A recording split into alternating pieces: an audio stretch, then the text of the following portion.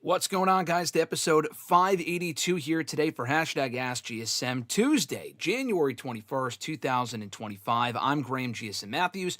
Hope you guys are doing well.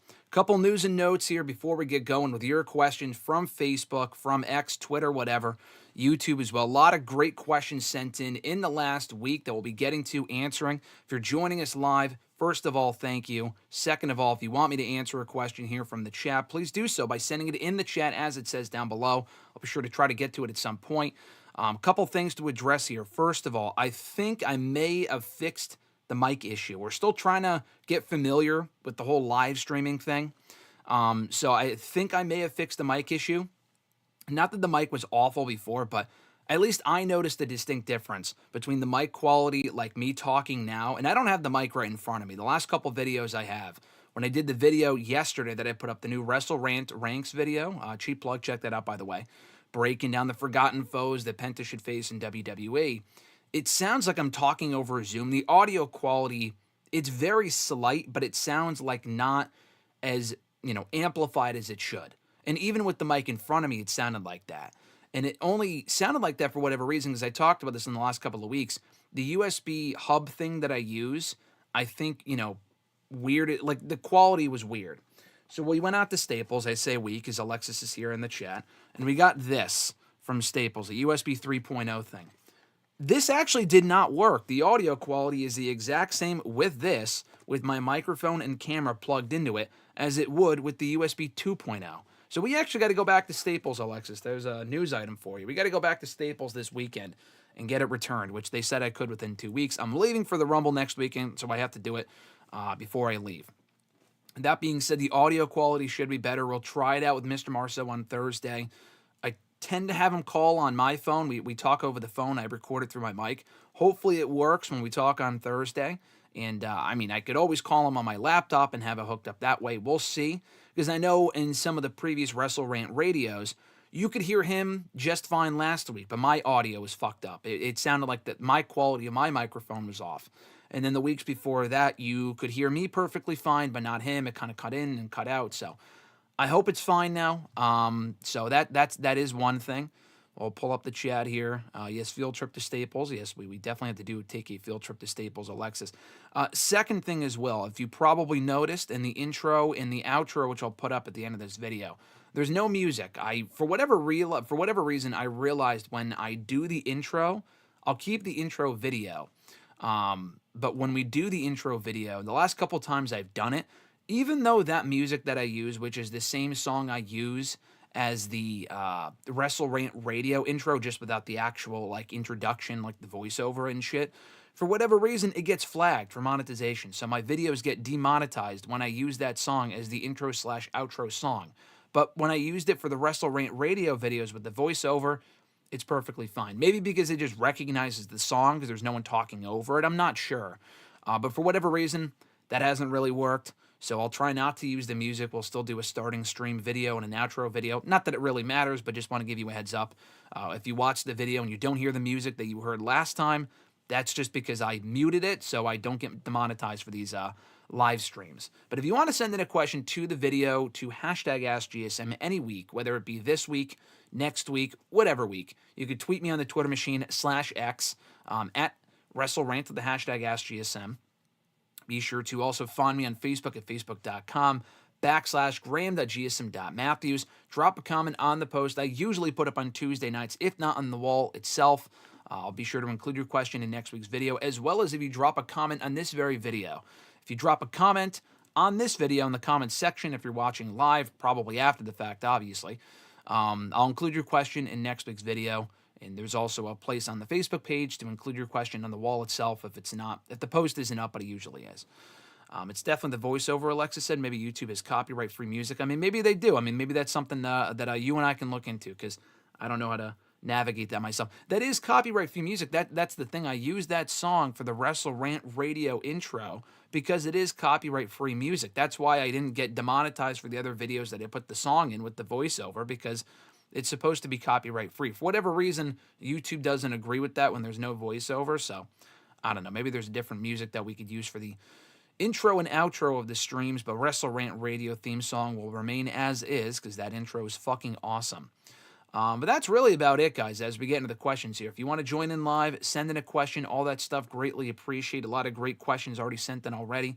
You can also buy a t-shirt. Alexis can attest to this because she helped me fucking design the t-shirts. But over at prowrestlingtees.com/WrestleRant, buy a shirt, support the channel, support the show, all the great stuff that we do here. There's 3 great designs, all designed by Alexis. She does great work. It is the Wrestle Rant Radio t-shirt. We have a Christmas t-shirt and a Halloween t-shirt. So check those out. Support the channel. Support Wrestle Rant, the brand itself. And they make great quality shirts. I have one myself that Alexis got for me. So be sure to check that out as well. All right, with the housekeeping stuff out of the way, let's answer your great questions. And like I said, if you join in live at any point, be sure to send in a comment / question or whatever in the chat while we're speaking here. Micah does it from YouTube. His question was, one of his first questions was, what are your top 5 Pentagon Jr. matches that you are most excited to see here in WWE?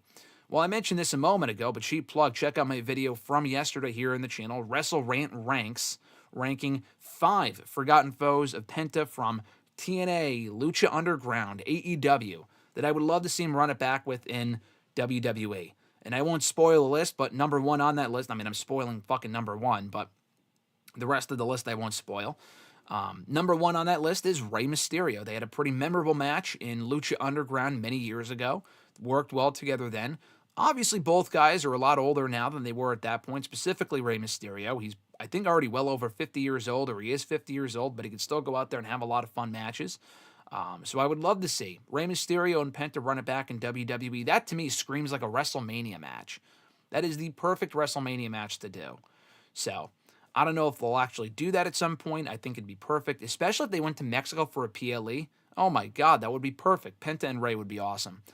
So Penta and Rey would be cool. I know Dylan left a comment on the video from yesterday saying Penta and Brock. Brock would just, he wouldn't sell for, could you see Brock taking a Mexican destroyer and selling it?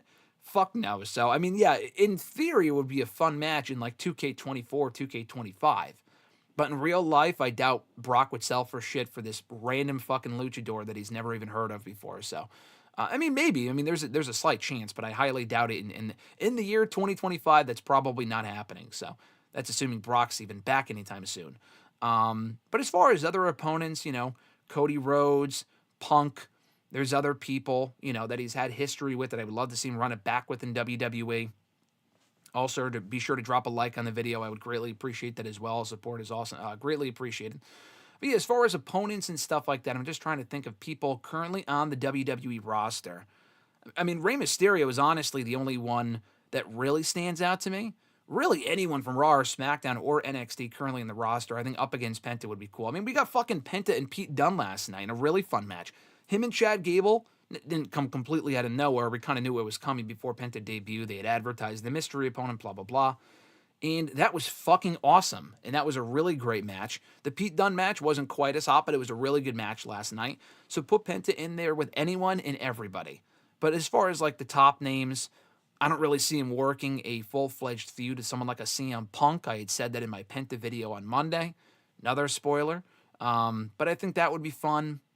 You know, Kevin Owens and Penta would be cool. Sami Zayn and Penta, I think, would be a really, really fun match. Chad Gable, we already saw that last week, but to see them run it back would be a lot of fun. Him and Dragon Lee. If they could go out there and just have a fucking lucha fest. I know we see that shit in AEW all the time, the no-selling. I showed Alexis the video yesterday of the Canadian Destroyer spots with him and Orange Cassidy in a match that they had last year. Just completely fucking ridiculous. I think it was last year. It wasn't 2023. That was just absolutely asinine. So, but to see that sort of, not that specifically, but like a lucha no-sell spot fest in WWE with Penta and Dragon Lee would be pretty fucking awesome. First of all, we got to get Dragon Lee's face off the milk carton because he wasn't even on Raw last night. We saw Rey Mysterio, Cruz del Toro, Joaquin Wilde even. No Dragon Lee. No Zelina Vega either, to be fair. But specifically Dragon Lee, like the fact this guy does not get more television time than he does, to me is criminal. So, more Dragon Lee and Penta at some point would be sick. Micah's second question.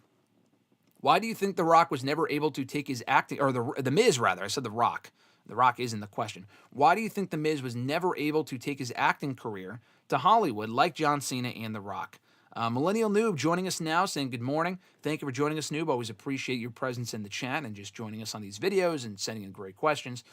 As far as why Miz was not able to reach the same heights as Cena and Rock, because if you watch any of Miz's movies, you'll probably know why. Now, that's not to say that The Rock or John Cena are these, amazing thespians of actors. These amazing, that they just bring this cinematic experience to every movie that he's in. His wife is getting ready to have their kid, I believe. You're talking about Dragon Lee, that's why he's not on Raw? I mean, that would make sense. But even before that, though, I mean, there's no excuse as to why he wasn't on Raw more. But as far as Miz, if you watch his movies, you'll probably know why. I mean, you watch Cena and Rock's movies, it's not exactly, like I said, they're cinematic masterpieces.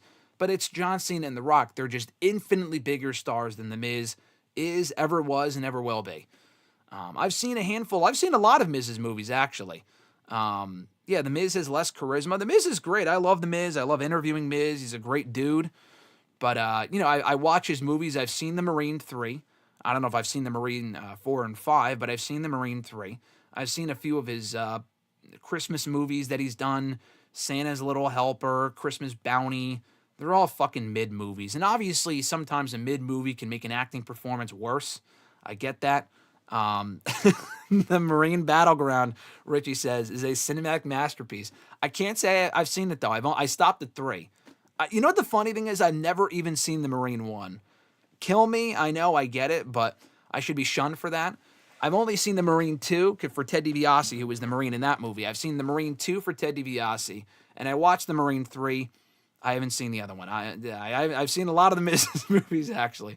Yeah, I'm so sorry, brother. Yeah, exactly. I mean, because I'm a big Miz fan, so I'll watch his movies, and they're not awful, but a lot of them are mid. And his acting performance, it's like he's a very cheesy dude. You watch him in WWE, he's very cheesy. He can play like a serious role. We kind of saw that in The Marine. He's not cheesy in The Marine, from what I saw anyway. But the movies just aren't that good. The Cena and Rock movies aren't that much better. But at least the movies are blockbusters, or their acting is, to me, objectively better than Miz's. Cena specifically has really grown as an actor. The best fucking actor out of everyone is Dave Bautista. If we're talking like best wrestlers turned actors, I'm sure there's plenty of other ones. But like the best wrestlers turned actors are absolutely, or number one is absolutely Bautista. I'd probably go Bautista, Cena, Rock. Rock essentially plays the same person in every fucking movie that he's in. And I enjoy those movies. I'll see a lot of the Rock movies. I'll see a lot of the John Cena movies. But I tend to enjoy the Dave Bautista ones more, the Cena ones more, and the Rock ones are just dumb fun. Anyway, back to the chat. Carol had mentioned, that was before. Before that, it's no excuse. But he posted on IG last night about his wife getting ready to have their kid. Well, congrats to him if that is true. Obviously, it's true. Why the fuck would he lie about that? Hopefully at some point when he comes back and his wife gives birth, happy and healthy, all that other great stuff, then he can come back and they can actually utilize him on TV, because they've barely used him on TV in the last number of months. Richie said, jokes aside, good morning. Good morning, everyone. Thank you, Richie, for joining us. Always appreciate you. Cena and Peacemaker showed great range. Yes, he does. That was a great show. We watched that show. Stuber was also really underrated. Alexis said, I agree with that. Batista's probably my favorite. He has great comedic timing. Richie also said, Batista, 1,000% is the bar for any wrestler to reach as an actor. Dave is so good. And he shows that, too. Dave has exhibited in interviews and stuff like that. He isn't happy with a lot of his performances, and that he's always striving to do something different. He doesn't want to be typecast into a certain role or character. Like Alexis mentioned, Stuber. That was a comedy movie with Camille Nungiani, an amazing movie at that. Like, not like absolutely fucking, whatever. As far as, it's not exactly a, cinematic experience, but I really, really enjoy Stuber. And I think, he showed great range in that movie as well. Stuber, I didn't watch the 2099 movie, whatever the fuck that was. I don't remember it. My Spy, Richie mentioned. It's hilarious. We actually haven't seen that yet. I know it came out 4 or 5 years ago. They just came out with the second one. Incredible, or Knock at the Cabin was really good, specifically for his performance. The movie itself was fine. I thought Batista did an amazing job in that movie. So I just watched The Killer's Game. I got an advanced screening of that for when it came out, because I interviewed Drew McIntyre for it and another star in the movie. And I thought he did a good job in that movie too. It's not, it's not the greatest movie I've ever seen. It's, good, it's fine. But I thought Batista did a good job there as well. So I think Batista's definitely, I know that wasn't the question, but Batista's definitely the best wrestler turned actor of them all. Wrestling Fan 13, he says, "Hi, Graham. Good morning. First and foremost, I've been viewing your content for the past year, and you never disappoint. Continue to crush it. Thank you."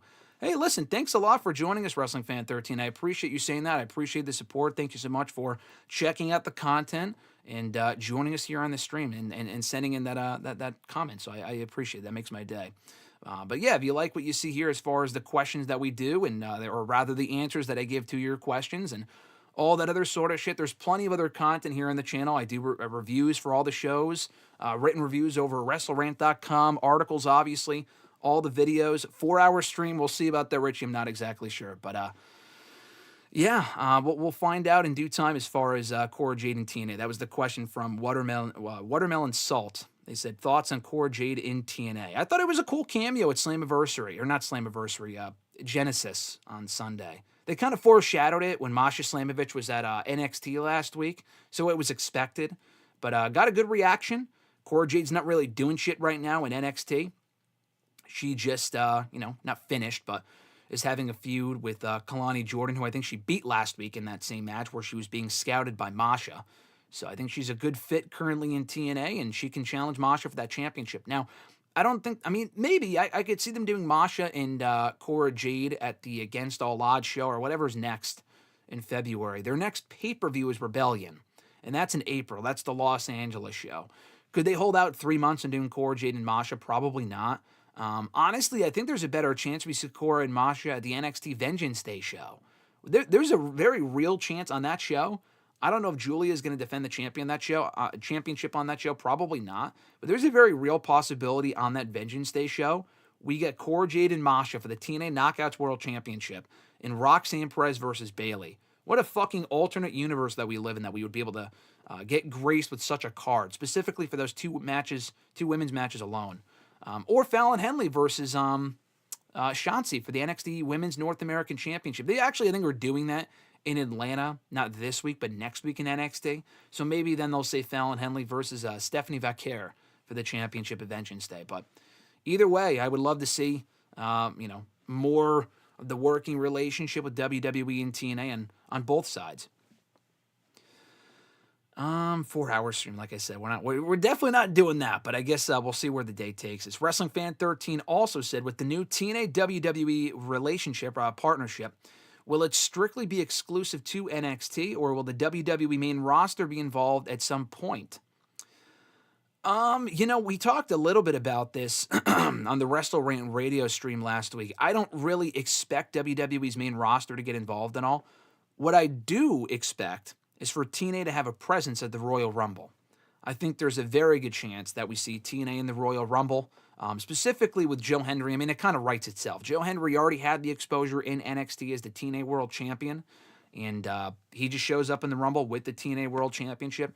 Jordan Grace is probably in the Rumble, but she won't be representing TNA this year because she'll probably be signed to WWE at that point. If she is indeed done with TNA as of this past weekend's Genesis pay-per-view, why wouldn't she be in WWE by the Rumble?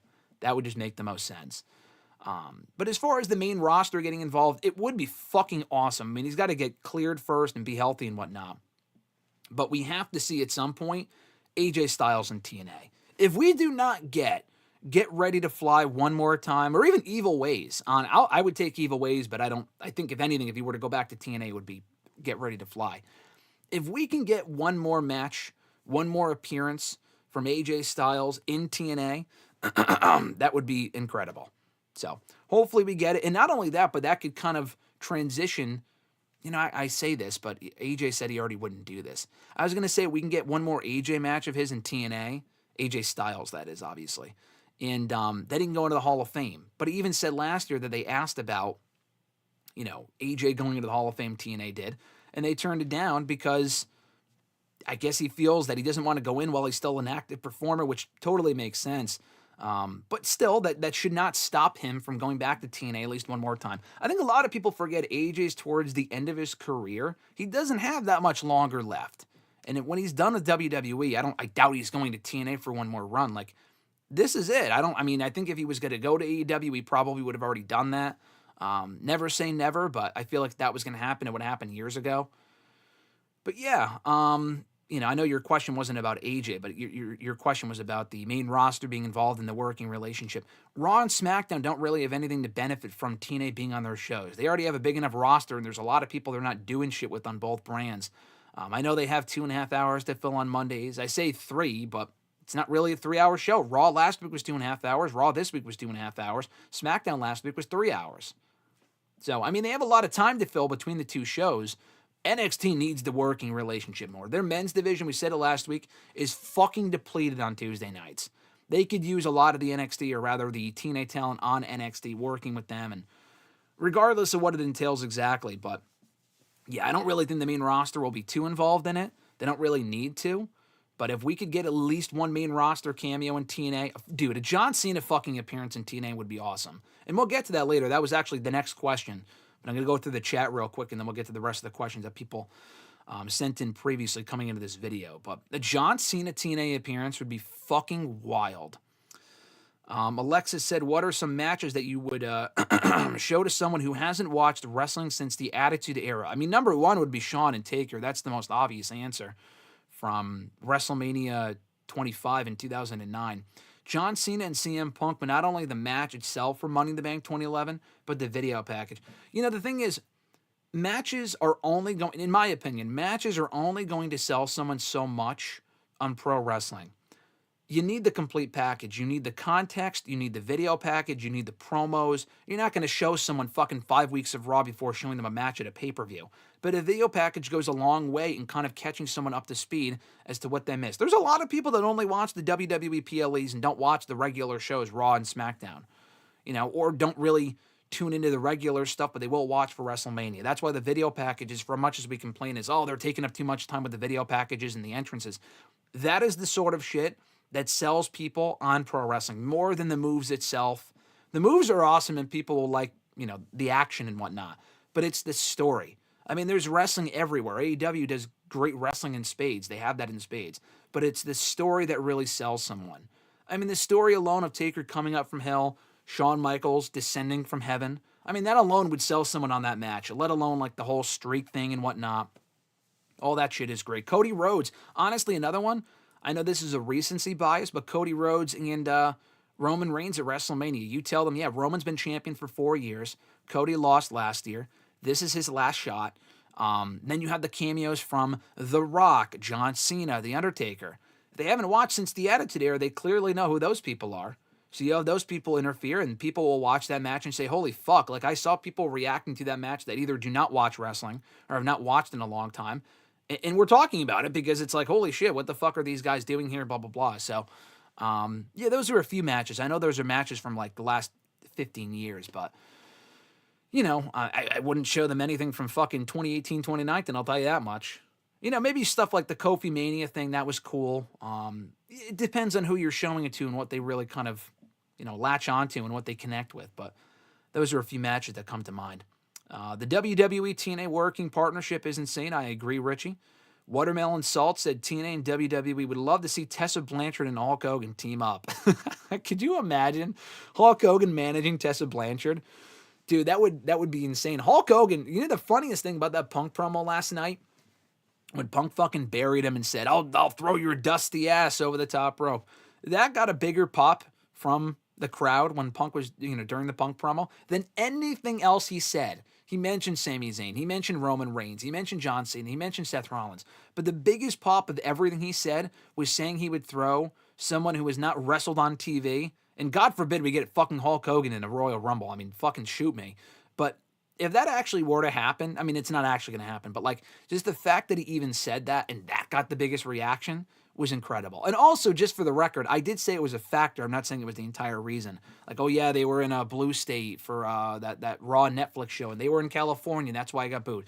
It was a factor. It wasn't the entire reason. But for anyone saying that was the whole reason as to why Hogan got booed on that Raw a couple of weeks ago, they were in Texas last night. Texas isn't exactly the most, democratic state, let's put it that way. And he still got booed very loudly by the Dallas crowd. He got cheered. But that was because Hogan was, Punk was talking about shitting on him and, throwing him out of the Rumble and whatnot. So just for the record, I thought that was really funny. As Alexa said, make sure to like, comment, share, subscribe, and share the video. Hit that bell button to be notified every time we go live here on the channel and put up a new video. All that stuff is greatly appreciated. Going back in the chat here, let's see. Richie said, Hogan and Tessa would set us back 100 years. That would be definitely generous. 100, probably a little bit more than that. Fernando, thank you for joining us here in the chat. I appreciate it.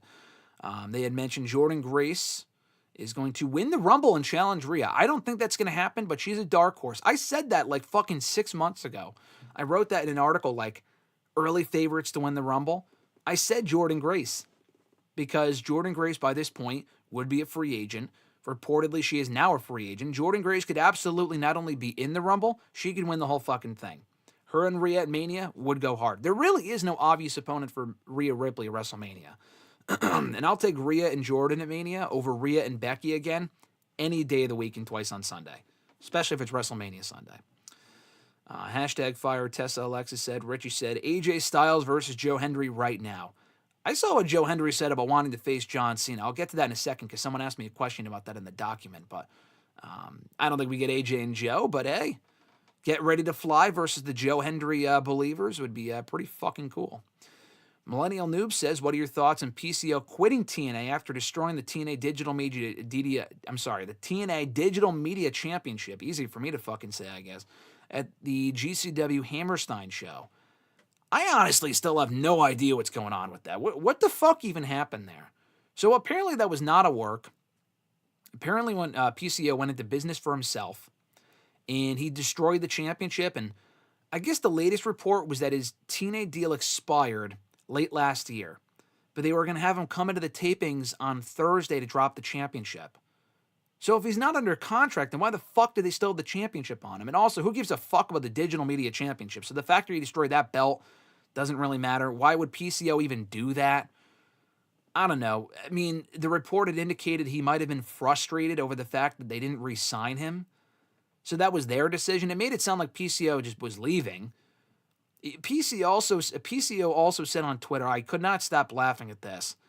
So he said, since 2018, he was offered an AEW deal 3 times, which in and of itself is comical, even the fact that it even happened, if that even happened. And I like PCO, but the guy's 7 years old? Like, what are we even doing here? Like, the bloom is off the rose. What's going on here?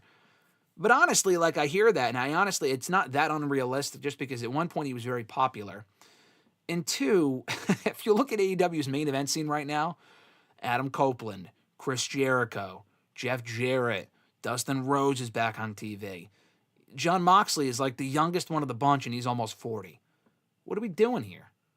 What are we doing here with these guys? Like, why are we focusing on the 50-year-olds? Bobby Lashley's near the main event scene, who I love. Bobby's great, but like, let's call a spade here. It's a lot of 40s and 50-year-olds on AEW television. So honestly, if they were to hire a PCO, I saw someone say this jokingly, and I agree, he would probably fit right in. They would probably put him right in their TNA, or rather AEW World Championship main event scene. But then he also said in that same tweet PCO did, he goes, oh yeah, I got offered 3 times a contract by AEW, okay. But then he also said, I was supposed to face Kenny Omega at the first Double or Nothing. I had a great hearty laugh at that one. What the fuck? PCO and Kenny Omega? I know we got Jericho and Omega, which in 2025 sounds like why. But in 2019, that was the match that made the most sense. I was at that show. They had a really good match. Jericho won, went on to become the inaugural AEW World Champion. And it worked. PCO versus Kenny Omega? What the fuck? Maybe he was talking about All In or something, but he specifically said Double or Nothing. That would have been awful. I mean, Kenny Omega, I'm sure, would have gotten a fun match out of him, but PCO and Omega sounds incredibly fucking random as the first ever AEW main event. A Double or Nothing 2019? What the fuck? What was he smoking when he said that? I can't imagine that's true. But the whole thing where he went into business for himself, it was just, it was dumb. It was just, like, what are we doing here? I thought this stuff was over with TNA, like the whole bullshit stuff. Did they not I don't know. There's still a lot that we don't know about that whole thing. I guess it was legit. But, like, I guess GCW knew about it, but they thought it was an angle because PCO said it was an angle. Why would they not check? It came off like an angle. It didn't come off like it was a real thing. That was the weird thing about it. And it's on another promotion, so unless they're working together, I don't know, man. That whole thing was weird. Dylan said, If you can make, thank you for joining us, Dylan, first of all. Second of all, your question was, if you could make any mid-card wrestler a main event caliber, who would it be? Men or woman? I mean, it's never going to happen at this point, but Chad Gable. I know we mentioned Chad Gable a lot on these live streams, but Chad Gable, if he were actually booked seriously, Chad Gable at a main event level could work. People laugh now because he's not really booked at that level, but I mean, he could absolutely work as a main eventer. I mean, Kurt Angle did. I mean, I know Chad Gable's smaller, but he's fucking awesome. So, totally Chad Gable. And it was more of a, you mentioned like mid-card guy. Is Penta a mid-card guy? I mean, so far he is. He faced two mid-carders in Gable and Pete Dunne. He's not out there beating CM Punk or Seth Rollins. So, I could see Penta as a world champion if they were to push him right. Him as a world champion? Abso-fucking-lutely. He's amazing. LA Knight, too. LA Knight absolutely should be a world champion at some point. Don't know if it's going to happen, but he also belongs at that level.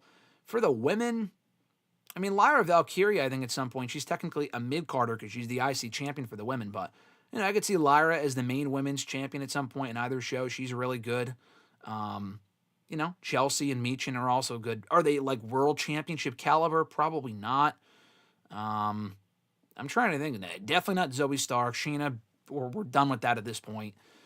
I don't know really who else would make sense. I'll get to the rest of your super chats, or not super chats, your comments in a second, but just trying to answer the questions here. But yeah, I would probably say Lyra Valkyria for the women. Alexa said, if you could cast wrestlers as Star Wars characters, what would the cast be? Oh, I don't know. I'd have to look at the roster. It's a good question, but I have no idea. Fernando said Moose, Joe Hendry, Nick Nemeth will be in the Rumble. I mean, that's a lot. All three of them, I doubt it. WWE has to fill their Rumble with their own people. I could see Joe Hendry and maybe Nick Nemeth, which would be cool if he came out as Nick Nemeth. It would be fucking odd if he came out as Dolph Ziggler, and then he went right back to TNA the next day as Nick Nemeth. That would just be strange. But it's like, would people... I don't know. I feel like if they saw the name Nick Nemeth, they may not know, but then as soon as they saw the guy, like, oh, that's Dolph Ziggler. Like, yeah, obviously he was Dolph before that, so that's like, if he were to ever go back to WWE, he would be Dolph, but this is a one-off. Also, I honestly don't really give a fuck about seeing Dolph in the Royal Rumble. It would be cool if he tossed out Joe Hendry to further that feud after he beat him for the TNA title on Sunday. But other than that, I don't need to hear the whole, here's the show to the world, the whole Dolph Ziggler bullshit gimmick. I don't need to hear that again for a very long time. Moose in the Rumble, I would like. A lot of people probably would not. I think that'd be cool. It's probably just, I think Joe Hendry is their one TNA representation, and then that's probably it. Richie said, honestly, I think I'm showing someone who hasn't watched in years a recap of the Bloodline storyline and then leading the Cody versus Roman, of course. Yeah, that makes the most sense. And WWE, God knows they've done a million playlists on their YouTube channel of all the Bloodline stuff. So you could absolutely do that and, show them the entire story and see how it culminates at WrestleMania 40. It's honestly like showing, I feel like the equivalent of the Bloodline storyline and then what we're getting now. It's like showing someone the MCU. You show someone all of everything leading up to it, the early formations. I guess 2020 COVID Thunderdome era would be the initial Iron Man movie. I don't know if that's a great comparison. But then leading up to Endgame, which would... Infinity War was WrestleMania 39. Endgame is WrestleMania 40. And then everything since WrestleMania 40 isn't like appointment television. It's like the multiverse saga, which I guess we're kind of getting with TNA, but it has nothing to do with the Bloodline stuff. You don't really have to show them that sort of stuff, but everything from the early beginnings up until 40, WrestleMania 40, and then if they like it, continue watching. I feel like that makes sense. Yes, Cody and Roman, Alexa said. Richie said the same thing. I said that before I saw your chat, so I was not sure if that's what you had said, but it was. Watermelon Salt said, I think it would be cool to have a WWE/TNA Championship title can change on any roster or pay-per-view. I don't think so. I don't agree. They can have TNA titles on WWE television and vice versa and have them change hands even. But like a specific title for WWE and TNA, well, like a Forbidden Door championship? No. I mean, we already have enough titles as it is. TNA has enough titles as it is. We don't need another one. I mean, I would say do whatever makes sense. You can put your WWE belts on TNA people and vice versa and have them defend it. We're getting the fucking NXT tag titles defended on Thursday. They're not changing hands, but Fraxium losing those tag titles to the Rascals on TNA TV would be awesome. I don't think it's going to happen, but that would be really cool. But yeah, I don't think we needed a specific championship designated for that, alone. Richie also said you wouldn't show them Shane McMahon winning the Best in the World trophy, DX versus Brothers of Destruction in Saudi. Hey, listen, if they wanted to hate pro wrestling, then yeah. Or if they wanted a good laugh. If I knew someone that was very depressed, wasn't happy with where they were in life and needed a good laugh, I wouldn't show them a comedy movie. I would show them Crown Jewel 2018, really the entire pay-per-view, but specifically that main event between Triple H and Shawn versus Taker and Kane. And you could say to yourself, you know what, no matter how bad my life is, it could always be worse. I could have been someone watching the show like me or you or anyone listening now that watched Crown Jewel 2018. For as much as my life might fucking suck, my life could be worse because I could have been a sucker watching that Crown Jewel 2018 show, or God forbid, have been there in Saudi Arabia watching that show live. And feel like you wasted your entire life existence watching a product that would not respect you back. That would not give a fuck about you back for watching that awful match back in 2018. Richie said they can never make me hate CM Punk. Hey, we're in the same boat, brother. I agree. Wrestling Fan 13 said, seeing as it's John Cena's retirement year and Hiroshi Tanahashi's as well, what's the likelihood WWE can strike a deal with New Japan Pro Wrestling to have a John Cena versus Tanahashi match this year? I know Solid Monster mentioned that in his yearly prediction thing a couple of weeks ago, his predictions for 2025. I don't think that's going to happen at all. Mostly just because WWE, has their working relationship with TNA, which is great. I mean, Tanahashi and Cena, the match would not be great in 2025. It would be more of a spectacle. I think they would have to do, the thing is, where does it happen? In WWE, I just don't think enough WWE people would care or know who Tanahashi is. I think a lot of hardcores would. So if it happened in NXT, imagine a John Cena Tanahashi match in NXT. What the fuck? In the Rumble would be cool if we had Tanahashi come out, but that's not going to happen. But the bigger problem, I would say, is the fact that AEW works with New Japan. So it's just not going to happen for that reason alone. I think if AEW's in bed with them, WWE probably doesn't want to touch it. They were willing to work with New Japan. Almost, it sounded like they were going to make something happen, probably because the new AEW was close to securing a deal. But when Danielson left WWE 4 years ago, I guess Vince had told Bryan, oh yeah, we'll let you work New Japan. He wasn't going to let him work New Japan. He was going to fucking say that and not let him do it. But Bryan wanted to work New Japan. Vince said, just to keep you, I'll let you do it. He would have never let him do it. Let's be fucking honest. That would have never happened. And then Bryan left anyway, and it ended up happening because he worked in AEW, so it made sense. But yeah, Cena and Tanahashi would be cool. It's definitely not happening, but hey, we can dream. I think there's a better chance of Cena and Joe Hendry than Cena and Tanahashi. Imagine Cena in the Tokyo Dome. How the fuck would that go over? The match probably wouldn't be any good. Would they give a fuck? Not give a fuck. They would obviously care, but Cena's been in Japan before, obviously on tours, but, I don't know. I'm not really sure how that would go or where it would happen, but it would be cool. I'm not saying I wouldn't want to see it. I don't think it's going to happen. Your second question was, or comment was, that CM Punk Hulk Hogan comment had me dying last night. I loved it. Yeah, no, that was amazing. That came completely out of nowhere. I'm just doing something. I'm listening to Punk's promo. He's like, oh yeah, I'm going to toss out Cena. Okay. We heard that last week. I'm going to toss out Roman Reigns. Okay. Yeah, we heard that last week. He mentions Hulk Hogan. I go, what? My ears perked up. I'm like, wait, Hulk Hogan? The fuck? Did he declare himself for the Rumble and we just didn't know about it? And then he goes, I'll throw his dusty ass over the top rope. Big pop from the Dallas crowd. That was great. Carol said, yeah, thank you, Alexis, for saying make sure to like, comment, share, subscribe, and share the live. All that stuff is greatly appreciated. Carol said, I want Rhea and Io at Mania. I completely agree. I want Rhea and Io as well. I want Rhea and I want Rhea and Io. I want Rhea and Jordan. But we're going to get Rhea and Becky, and we're going to like it. You hear that? We're going to have to like it. And listen, that's not the shit on it either. I'm not saying that's an awful match. But that would be good. Their match last year was good. I just don't see the appeal in it as much as I would Rhea and Io or Rhea and Jordan Grace. I feel like those matches would be better. My personal opinion. Or, Rhea and Charlotte even. No, thanks. Why? I know they work well together, but they had their whole story arc from 2020 to 2023. Charlotte beat that fucking... Or no, I'm sorry. Rhea Ripley beat that fucking woman at WrestleMania 39. Put an exclamation point on that program. Why would you go back to it? That just doesn't make sense to me. So Charlotte can beat Rhea for her belt? No, we don't need a repeat of 5 years ago. Ahmed, thank you for joining us. They said, what's up? Did you just start? Yeah, we started about, 30, 40 minutes ago, I think, at this point, which is crazy that we've already been on the air for that long. But, yeah, we've been here for about 30, 40 minutes. Thank you for joining us. I appreciate that. Dylan said, I promise we'll go back to the questions people sent in a moment. But you guys, a lot of great people in the chat here. I appreciate you guys tuning in. Dylan said, Cena versus Rock should be held at the local senior center. Yeah, listen, they could do Cena and Rock one more time for nostalgia's sake. I don't really need to see it personally. That is a big match, but again, why? We finished their feud back in 2013. I guess they're 1-1. I guess, but there's no reason to do that match. People saying that they want to see that match one more time are fucking kidding themselves. Richie said, PCO is too old to be doing this shit anyway. I agree. Carol said that apparently PCO was promised a world title run by Scott. I saw this as well. When he re-signed last year or 2 years ago, and then Scott got fired, so he never got a run. Too fucking bad. You grow up and stop crying about it and stop destroying other companies' property on another company's show.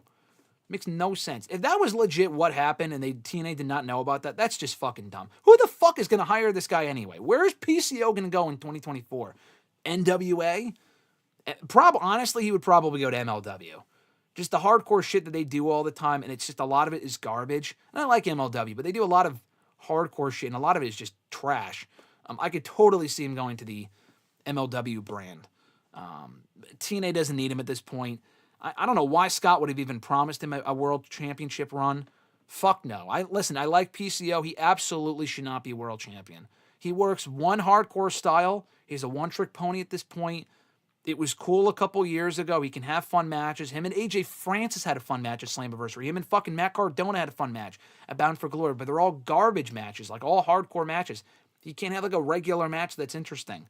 Absolutely not. I'm glad that happened. I'm not glad Scott got fired, but I'm glad they didn't give him the world championship because that would have been not the final nail in the coffin of TNA, but it would not have been a good look. The guy's 57. Absolutely fucking not. Yes, his name is Cope. Thank you, Richie. Millennial Noob said, your thoughts on Megan Bayne making her long-awaited AEW debut. Do you think she'll change the direction of the AEW women's division? Change the direction of the women's division? I think you're giving her too much credit. But no, I think it's cool. I think she's a great pickup for them. She's very talented. You know, Alexis and I saw her early development on the independent scene here in the Northeast years ago. And she had a presence about her. The problem is she's still doing the same gimmick now as she was then, like the... what is it, the Sheenom or something like that? I forgot what she calls herself. But she never really, interacts with the audience. She has the charisma of a vacuum. She's a charisma vacuum, I think is the best way to describe her. And I like Megan Bayne. I think she's very good in the ring. She's improved a lot. But she's got to show more charisma. And, I don't know, I haven't heard her speak a single time. And maybe that's for the best. Maybe promos are not her strong suit. But she comes off as very basic to me. She's got the tools. She's got a great look. She's got to continue to build upon what she has. She will not change the division, though. If she can even get television time, that's the bigger problem. Richie says, AEW equals all elderly wrestling. I mean, at this point, yeah. Let's see. I got to back up a little bit. Man, there's a lot of comments here. I appreciate you guys sending in comments. I got to get back to the questions in the document in a second. PCO versus Omega is cap. It fucking was. Chad deserves better, I agree. Lyra and Becky Mania, I also agree with that. Let's see. Wrestling Fan 13 said, with WWE saying that this is this year's Men's Royal Rumble match is the most stacked field in recent memory. Graham, based on every Men's Rumble match that you've seen, what is the most stacked lineup to you? This year is stacked. Honestly, though, I wasn't even watching at this point. I've seen the match a few times, obviously. But I think the most stacked Rumble of all time, just based on... if you've never seen, if you were not watching back then, and I wasn't either, so it's easy for me to say, oh yeah, who cares? But I'm not. I recognize how stacked this Rumble was. It might be easy for other people to say, oh yeah, I don't really get it. But, at that time, this was a stacked Rumble. 1992. The 1992 Royal Rumble. I rewatched it a few years ago. Every person that comes out, you have, Warrior in there, I think, right? Wasn't Warrior in there? Hogan, I think, was in there. A lot. Yeah, Hogan was definitely in there. Sid, obviously Flair won the whole thing. Piper, just the list of people, the stars they had in this Rumble were insane. Just absolutely insane. A great match, one of the best Rumbles of all time, and also very stacked. A great, great Rumble. So, yeah, I would probably say 1992. Ahmed said, I can see Ilya Dragunov as a main eventer. I don't know if you talked about his return yet. I did not. I did. Dude, this is crazy. So, for those that missed it, Ilya obviously, injured his ACL or something last year. and he would be out for like 9 months. Not even last year. This was like in September. So he got injured in September, and it said he would be out for a while because he injured his ACL or whatever it was, and that's a pretty serious injury, and we're like, fuck, like this guy's going to be out for a while. And then I said at that point, other people said, like, watch this guy pull a John Cena and be back by the Rumble. And sure enough, I don't think he's going to be in the Rumble, but I saw the report yesterday that he's well ahead of schedule, and he's already back to training at the PC. What a fucking monster Ilya Dragunov is, man. He is just not, you talk about, oh, PCO's not human. No, Ilya Dragunov is not human. Ilya Dragunov is not human. The guy's a fucking monster. Let's go to another question here in the document, and then we'll go back to the chat. I promise I'll get to everything. I will read through everything, so keep on sending in your comments and questions. I'll get to them. But I gotta show some love to the people who sent in questions already. So Micah does it. There are other questions. Going back to Micah from like 20 minutes ago. He asked me last night, or this morning or whatever, what do you think of WWE going in for a swerve for John Cena's match at WrestleMania and having John Cena face Joe Hendry for the TNA World Championship at WrestleMania? Listen, someone asked me this last night, I believe, or after Genesis or whatever it was. They said, hey, what if John Cena does win number 17, his record-setting 17th World Championship, but it's the TNA World title? I said they would absolutely never fucking do that. Now, could it happen? Obviously, it could happen. Now that they're working together, it's possible. But that would just be dumb. Like, first of all, they recognize Cena's 17 or 16 world titles in WWE. The Ric Flair number isn't even accurate. He's won more than 16 world championships. They just kind of made up that number a long time ago. But with John Cena specifically, obviously if he won a world championship, they would hopefully count the TNA World Championship. I guess this working relationship now makes TNA canon in the WWE universe. So I guess by that logic, LA Knight's a former world champion. Fucking Pentagon Jr.'s a former world champion. They did mention that, actually. They did mention it. Is Lucha Underground now canon in WWE? Is Penta technically a two-time world champion? Because he's a Lucha Underground champion and a TNA champion? That's crazy. If so, that's amazing. But anyway, no, they're not doing Cena winning the TNA championship. I don't think they would waste a match of Cena's on like a pay-per-view. I mean, they could. I say waste, but I could see them having Cena wrestle on a TNA ring. I said that earlier. That would be incredible. But like if he wins the TNA championship, he has to lose the TNA championship. You think Cena's going to lose to Joe Hendry? Probably not. Imagine Cena loses the fucking Moose or something. Yeah, imagine he beats Joe Hendry for the TNA title. And then Frankie Kazarian, like it's 2005. Ooh, and I love Frankie. Frankie then cashes in his Call Your Shot trophy or whatever on Cena, and Frankie Kazarian pins John Cena to win the TNA World Championship. Like, what year would we be living in for that to happen? It's like we went back in time 20 years. No, that's not going to happen. But listen, I want to see TNA. I want to see Cena in a TNA ring. Cena versus Hendry is ambitious. That would have to happen in WWE. I don't see that happening in TNA. And Joe Hendry's not winning.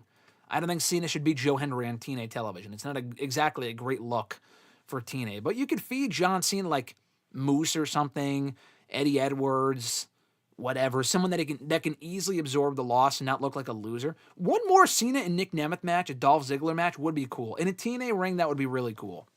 So I think that'd be awesome. I think that's more likely than Cena versus Hendry. I think the closest we come to Cena and Hendry is in the Royal Rumble. If they're both in the Rumble, we know Cena's in the Rumble, but if Joe's in there when Cena's in there, we can get a moment between them there.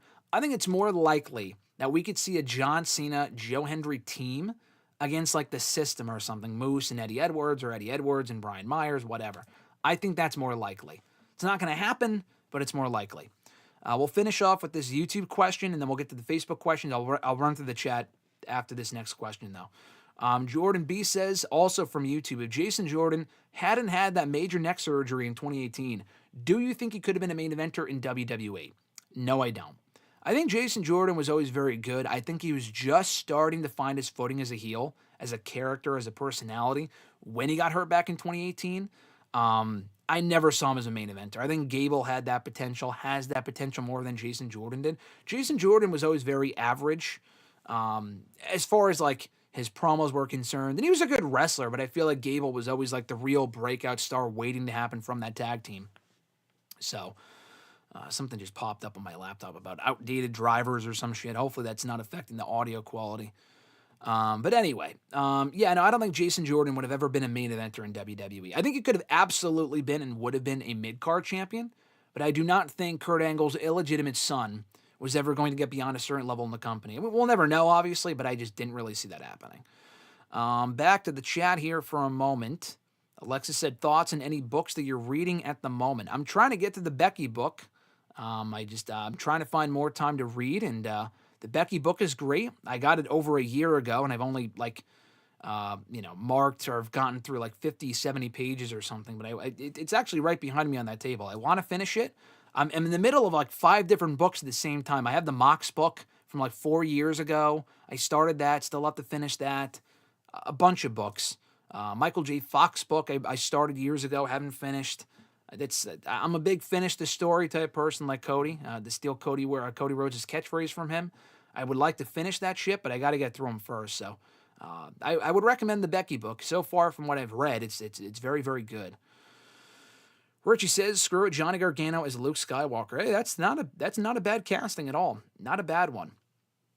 Wrestling Fan 13 says, my first year as a professional wrestling fan was 2008. Royal Rumble 08 will always have a special place in my heart. Listen, Wrestling Fan 13, funny you say that. That was also my first year as a wrestling fan. I did not watch... I can go on a huge tangent here, but I don't want to talk for too long. We already have a lot of questions. But my first year as a wrestling fan was 08. I started watching officially in April of 08. I tried to start sooner. I watched they had a special show in late 2007, like the 15-year anniversary show, whatever that was. I did tap into that. Nothing I saw, one of the first Raws I ever watched was when Hornswoggle was revealed as the illegitimate son of Mr. McMahon. And you're probably wondering, oh, that wasn't enough to make you watch? I'm just kidding. But no, it was not, because I tried watching it after that. I just didn't give a fuck. I just fell out of it, whatever. It was not until William Regal was the GM and abusing his power, winning King of the Ring, that I fell in love with him as a wrestler, as a performer, and Raw and wrestling in general. So 08 was also my first year as a pro wrestling fan. So I love the 08 Rumble because I wasn't watching at that point, but it features the entire roster of what I knew from 08. So, I've also kind of batted around the idea of doing like a wrestling retro podcast. Everyone has one. But like me specifically going back and watching those old Raws and SmackDowns and maybe even ECWs and pay-per-views from 08 and giving my retrospective thoughts on it in modern day. Because I've reviewed all the pay-per-views from 08 before, but like going back week to week and watching all the shows, I just feel like it would be a lot for me to consume all that shit. So that's I almost knocked something over. It would be a lot for me to consume all of that and then review it, which is why I'm not doing it. But if there was enough interest in it, I would totally do it. You guys are talking about Cody is Luke. Vince is Palpatine? Absolutely. Vince is Emperor Palpatine would be very on brand. Cody is Luke is so on brand, I agree. William Regal is Thrawn. Alexis and I agree on that one. Triple H is Obi-Wan. What the fuck? Triple H is Obi-Wan Kenobi would be interesting. Maybe Heyman or Punk is Darth Maul. CM Punk would work. He's always getting undermined or very underrated. Triple H is Qui-Gon Jinn. I could see that. I like that. Wrestling Fan 13 said, Graham, what do you think of WWE Royal Rumble 2026 taking place in Saudi Arabia? We mentioned this on the show a couple of weeks ago when it was initially announced. It was an announcement. It was certainly an announcement. I mean, selfishly, I'm not going. Unless I'm told, hey, we would like to have you there, because I go to all the, I don't go to all these shows. I go to the Rumble, I go to SummerSlam, and I go to Mania to get content and interview people and whatever, cover the shows in person. I don't think I'm being sent over to Saudi Arabia. I could probably say that safely now. That's probably not happening. I wouldn't even really want to go anyway. I just have no interest in going to Saudi Arabia. So I will not be there, probably. That's selfishly. But just bigger than that, it's really not the end of the world.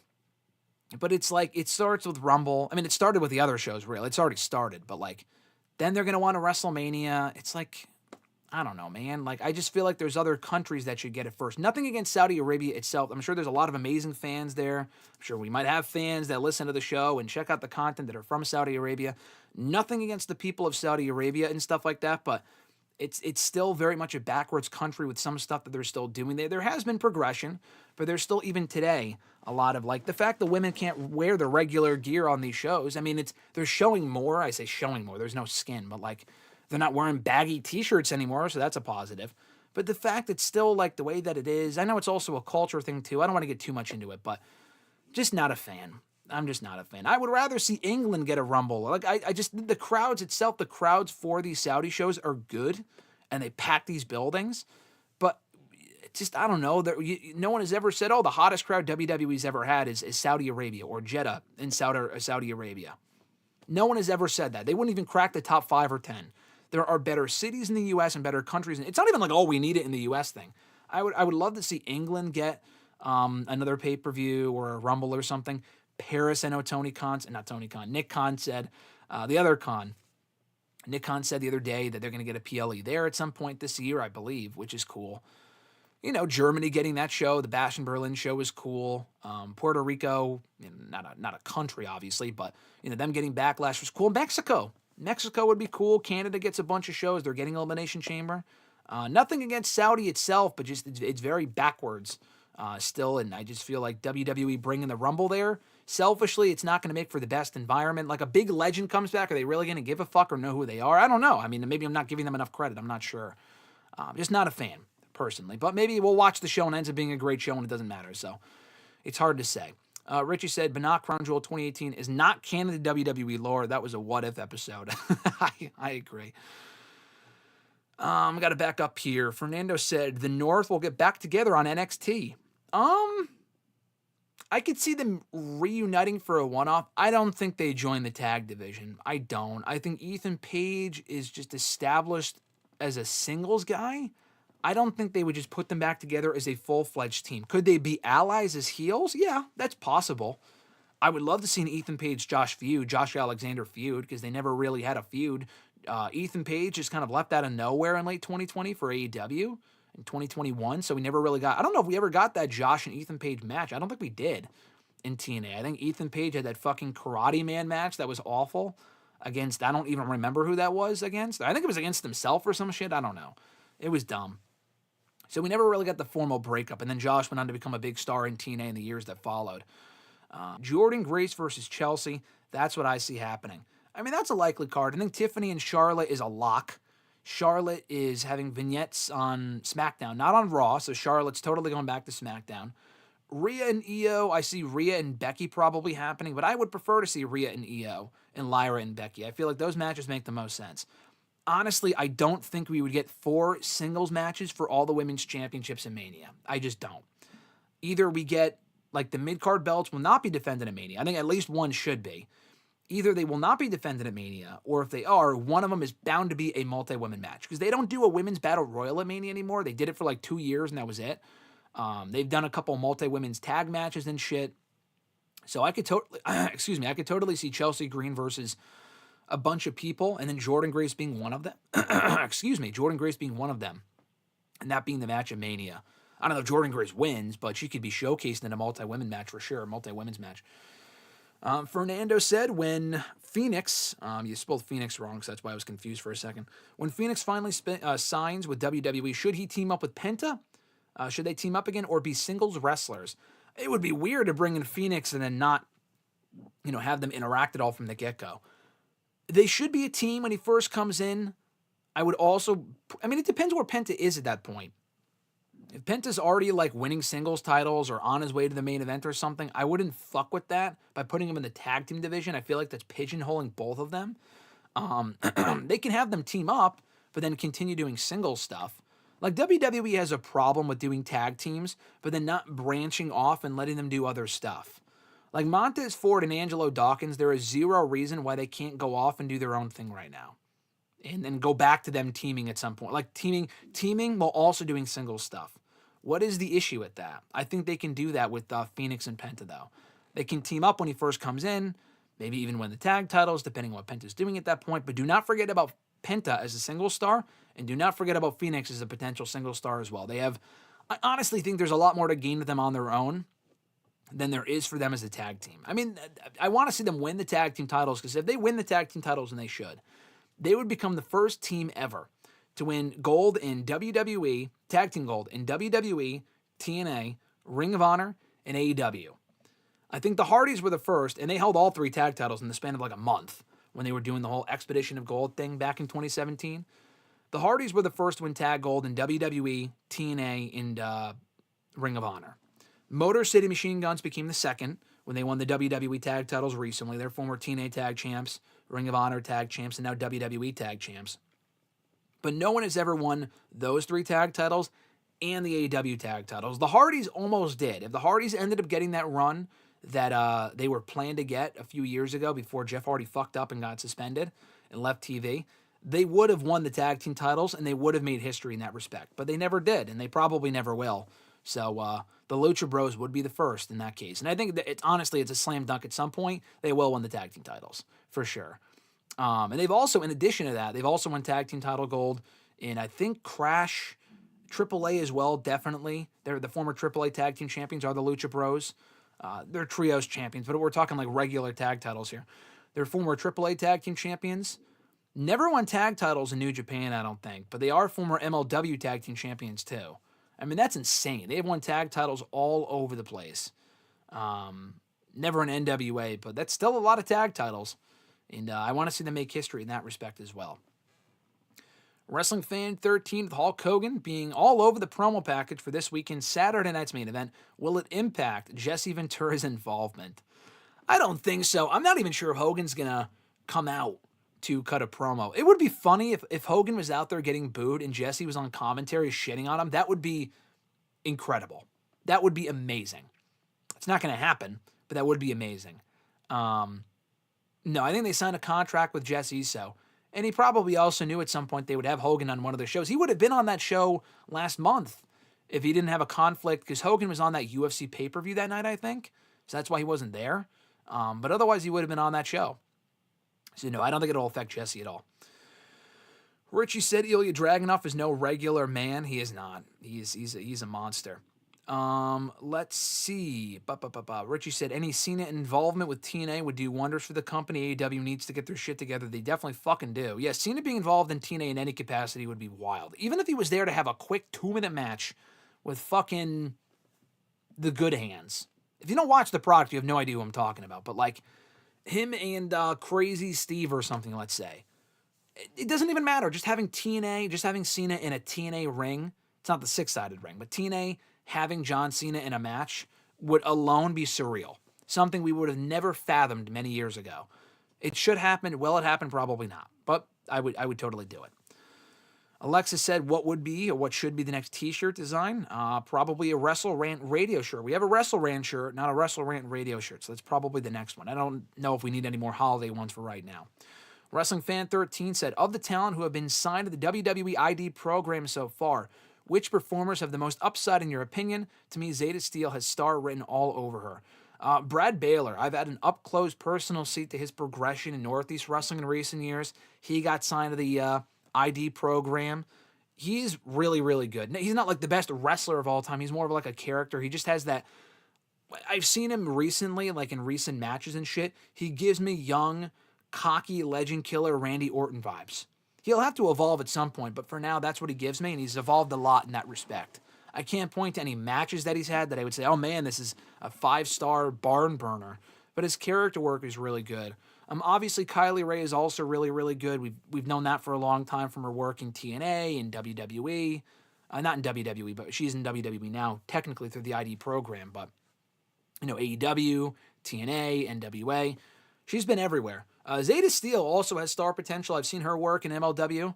She's another one where I haven't seen like a great match of hers, but she's got a great presence about her. She can talk, and she will continue to improve. So she's another one that has a lot of star potential. Richie said that Regal run in 08 was so good. I totally agree. That was fucking incredible. Stole some of the best stuff I've ever watched as a wrestling fan was that Regal run in 08. Him turning off the lights on people, stuff like that was just fucking awesome. Millennial Noob's first year as a fan was 06. Very nice. 06 was some good stuff in 06 as well. Wrestling Fan 13 said the first Monday Night Raw I ever saw was the 2008 Draft episode. Funny you say that. My first Raw that year was April 14th, because that was when he had that match Regal did with Orton in England, and the King of the Ring was the following week. So the first full Raw that I watched was April 14th. 2020 or 2008.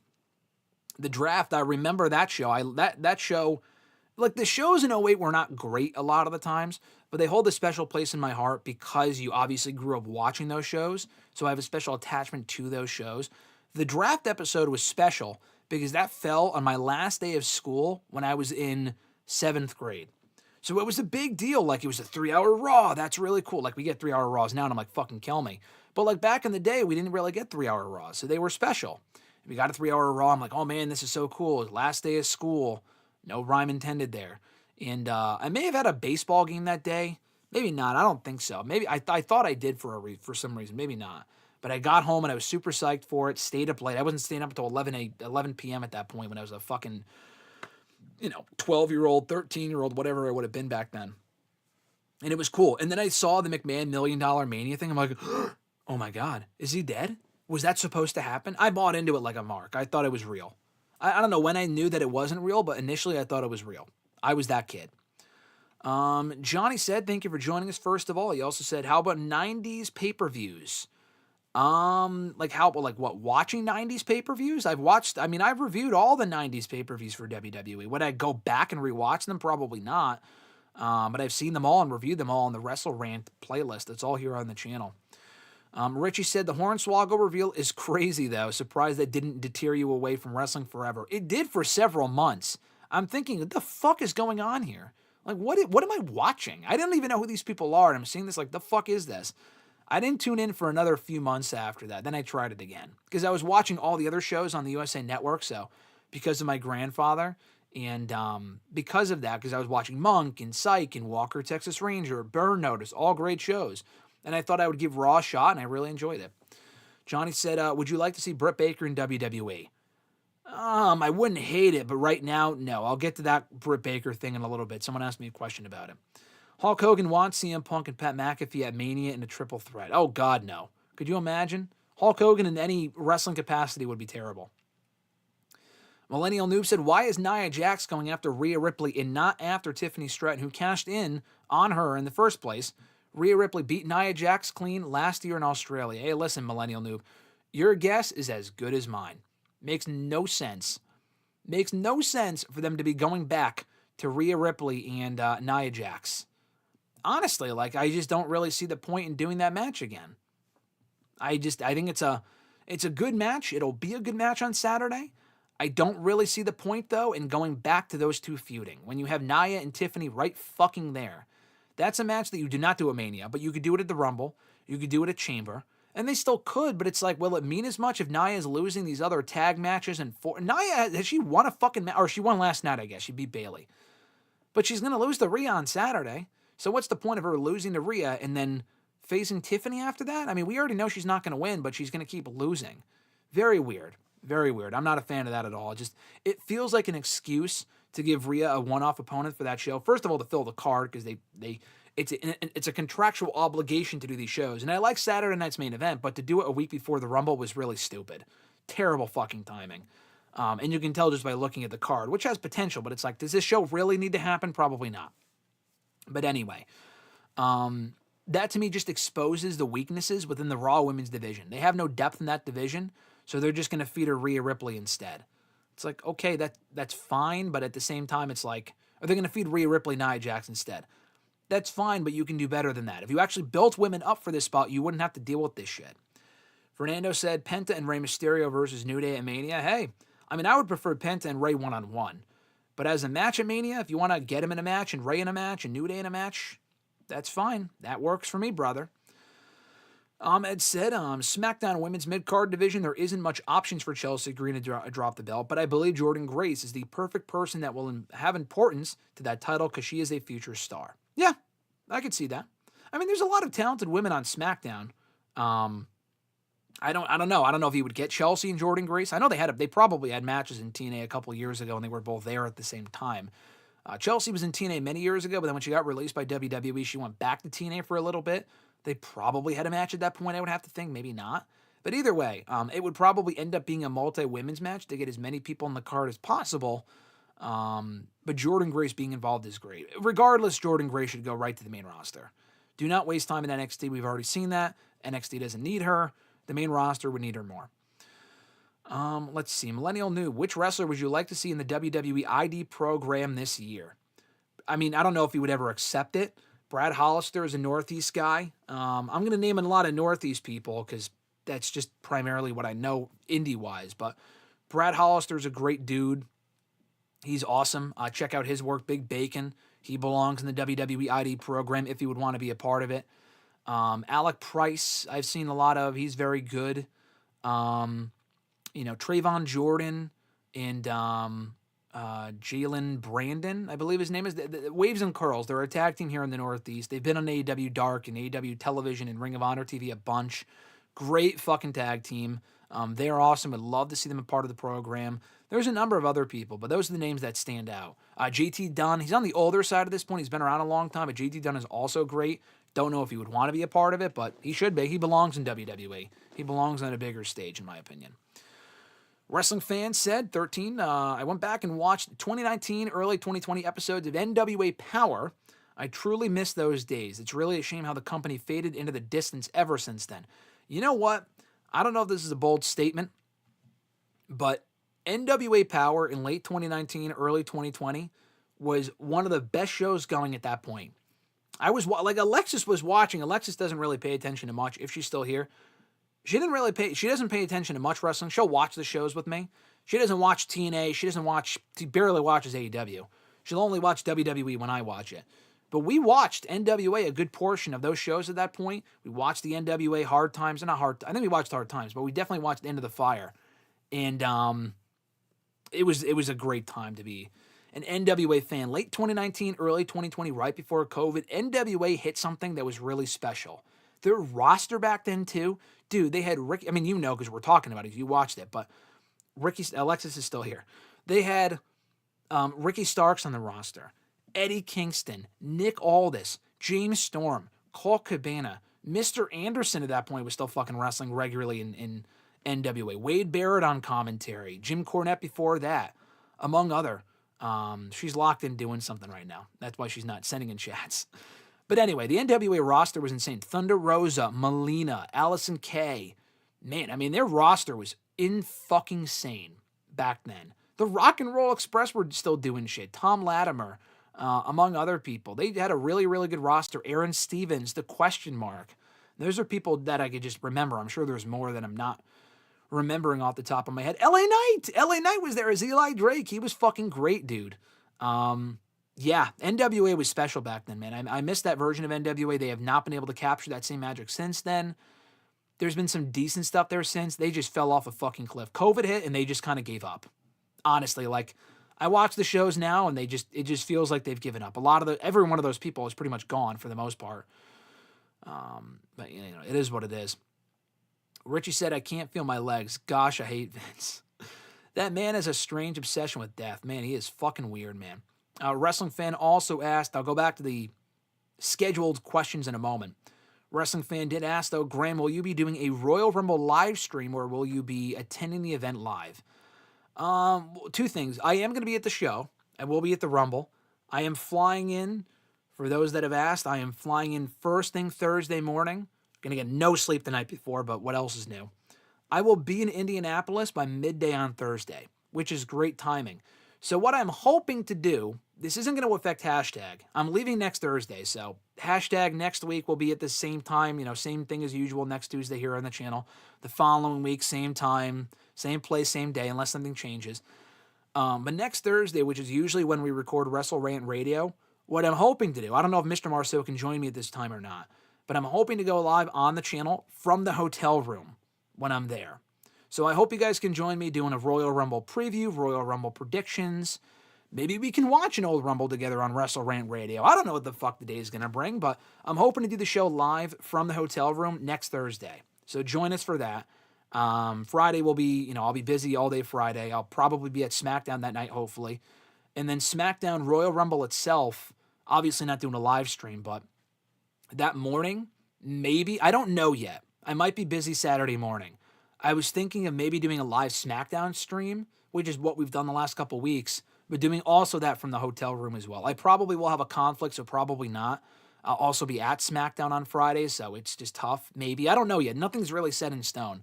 But I am hoping to at least go live once while I am in Indianapolis that Thursday. Even if I wasn't at the show, though, doing live streams during the pay-per-views, listen, I mean, I haven't done that for a pay-per-view yet. I've watched old pay-per-views here on the channel years ago. Alexis was a part of a few of those. If that's something you guys want to see as far as us watching, I don't know about like Raw and SmackDown and shit. Maybe, I don't know.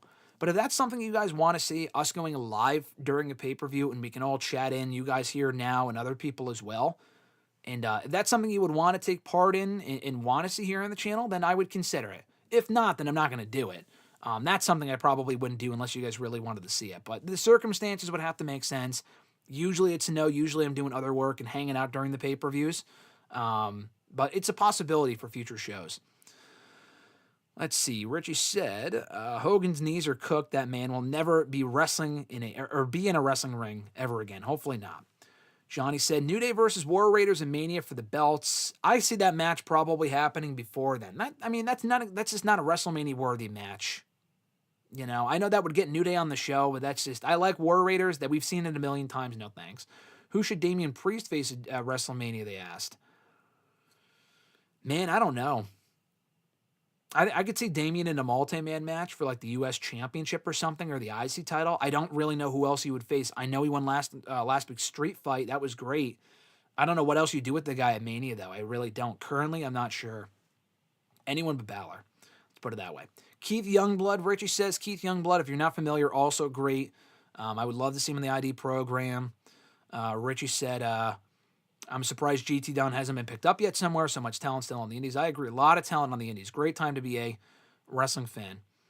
Ahmed said, Graham, you're lucky because you got to witness Jeff Hardy becoming WWE champion for the first time at Armageddon in 08. Just in time for you to watch the product. Yeah. Yes, I was, let's see. At that point, I'll get back to that in a second. But yeah, I was a fan during that time when Jeff Hardy won the championship. I did not watch that pay-per-view, though. The first pay-per-view I watched as a fan live may have been Royal Rumble 2010. I didn't have the money. I was a fucking 13-year-old. My family was not going to order these shows. I didn't have any friends that watched wrestling, really, that I could... I watched Mania with a few people. I would usually watch Mania. The first Mania that I was a fan for was Mania 25. I was actually grounded at that point. I got invited over to someone's house to watch the show. That would have been my first wrestling pay-per-view, and I was very excited for Mania 25, which ended up being fucking terrible, by the way. But I couldn't attend because I got grounded like right beforehand for some dumb shit. Don't ask me what it is. The stories I could share with you guys, you wouldn't believe me. But I think I do remember the reason. It was something dumb, like I think I got bad grades or something. But I couldn't watch the show, so I didn't go to see it. But I did watch Royal Rumble 2010. My point was, I didn't watch the pay-per-views back then. I would just simply, this is going to sound ridiculous, but this is pre-social media. So my way of finding out what happened on these shows was refreshing WWE.com. I would sit in front of my home computer every 10 minutes refreshing WWE.com. Seriously, that's what I would fucking do to keep up with what happened on these shows. But yeah, the Jeff Hardy Armageddon 08 win was awesome. Yeah, that was, I don't really remember much else about the pay-per-view. I've watched it before, but that was a great time. And then he lost it like a month later. I remember more than him winning the belt itself. I remember waking up the next morning and seeing that he won the belt, thinking, oh man, that's awesome. What I remember more than that, though, like have fonder memories of, was watching SmackDown that Friday when he had the big championship celebration and they had all the pyro and confetti. That was really cool. Wrestling fan said, watching #AskGSM and Ghostbusters at the same time. Talk about a win-win. Listen, wrestling fan, you mentioned that you started watching wrestling in 08 and you just became a fan of the channel in the last year, and you're also watching Ghostbusters. I'm telling you right now, my man, you are in good fucking company. You have come to the right channel because we both started watching. I mean, I feel like I'm talking to myself here. We started watching wrestling in the same year, but Ghostbusters is one of my favorite movies of all time. If I had to put it in a list, and I do, Avengers Endgame is number 1. Back to the Future, 1 through 3, but specifically 2, is at the 2 slot. And then 3 is Ghostbusters. And then 4 and 5, like I love Greatest Showman, and I love the Muppets movies and stuff like that. But Ghostbusters is my top 3. I only watch Ghostbusters on Halloween. I've been watching it every year on Halloween for the last 14 years I've made a tradition out of that. I fucking love that movie, and it still makes me laugh all these years later. But you're in good company. I hope you enjoy the movie. Millennial Noob says, which current NWA wrestlers will be back, or will be better, rather, on WWE or AEW? I mean, there's really not a whole lot of people left in NWA that I could say would go on to become big stars elsewhere. But Natalia Markova, I know you love Natalia Markova, Millennial Noob. I know you love her. She's talented. I would like to see her move on to greener pastures at some point. Kenzie Page, the current women's champion, has potential. She's very young, but I think she's very good already, and I could totally see her making a jump at some point to either company. That's where Camille came from. Camille went from NWA to AEW. Her run in NWA or AEW has been awful, but, that's where she came from. I'm trying to think of the current roster. Mims is really good. Not really good, but he's good. I don't even know who else is left in NWA. I watch the show every week, and I'm trying to think of the roster. I don't know. I am not sure. Alexis asked, or she said, yes, let's go live for a show. That would be fun. Yeah, we'll see. She also said, did you answer my severance question? I didn't see that you asked the severance question, so if you did send it in, I missed it. I must have skipped over it by accident. Ahmed said WrestleMania 25 was a one-match show. Richie also said my first pay-per-view was 27, WrestleMania 27. I had bought a laptop for my first job after saving up, and I may or may not have used a website to watch for free. Hey, who hasn't been there, Richie? I won't name names as far as what sites we've gone to, but, we've all been there. WrestleMania 25 is a guilty pleasure of mine. It was my first WWE DVD, actually. Yeah, it was mine, too. I think that was the first WWE DVD I got gifted to me for my birthday a couple months later. I purchased it. Oh, no, I already read that one. The first pay-per-view I purchased was WrestleMania 28. And I watched it with my cousin and my sister. Fun time. Yeah, 28. The first one, I didn't purchase that one myself. I went to someone's house to watch it. But I love WrestleMania 28, even all these years later. And like Ahmed said, it's a one-match show, but I really wanted to see Shawn versus Taker. Yeah, it was a one-match show. 25, I enjoyed it at the time, but in retrospect, I'm like, Cena, Edge, and Big Show, like, what are we fucking doing here? You know what I mean? The Hardys match I liked. There's a few things in that show I like, but there's a lot of stuff I'm like, what the fuck is going on? Johnny also said earlier, your top 5 WrestleManias. Favorite or best? If you're still here, Johnny, let me know. I won't answer that question until you let me know. My top 5 favorite manias or my top 5 best manias, because there's a difference there. Wrestling fan said a cool content idea for your channel would be to rebook some retro pay-per-views. Not a bad idea. I could, yeah, that's an idea for some point. I mean, yeah, we could consider that for sure. I've always wanted to rebook WrestleMania 25, honestly, among other shows, but that one specifically, I always thought I could book better than WWE did, if the circumstances were better. Alexis said, what are your thoughts on the theory that they're cloning people in MDR and Severance? I could see, yeah, that they're cloning people. We watched the theory videos on it. I could totally see that they're cloning people. I think that's a very a plausible theory. And also, for those that haven't seen the show, definitely watch Severance. It's great. Millennial Noob said, speaking of Camille, we haven't seen her since she got written off TV. Will she come back to AEW? I'm starting to doubt that, quite honestly. I'm starting to doubt that she'll be back. I think that there's a good chance that she won't be. Johnny said favorite. He said favorite, and then he said best. I don't know. So both? Like, you want me to do both? I don't know. Okay, so favorite manias, if I had to pick, Mania 40 was great. I don't know, a lot of the recent ones were really good. 39 was also really good overall. 17 is still the best. I love 24. Like, I wasn't watching quite yet. I started watching WWE the month later, like I said, but 24 is among my favorites. 28 is among my favorites. 31 is probably my second favorite of all time. I love that show. That's a great one. 32, no. 33 I was there for. It's probably not my favorite, but I enjoyed being there. 34 was okay. 35 was okay. 36 was COVID. 37 through 40 I was there for. So probably, 40 was great. 39 was, I think, top to bottom, one of the best of all time. Yeah, I mean, it's hard to kind of pinpoint which ones exactly. I love watching back WrestleMania 21. I think that's a great one. That's one of those manias that I was not a fan for. Like, I was not watching back then, but I love watching that mania. Yeah, we got the mutual love of 31. I agree.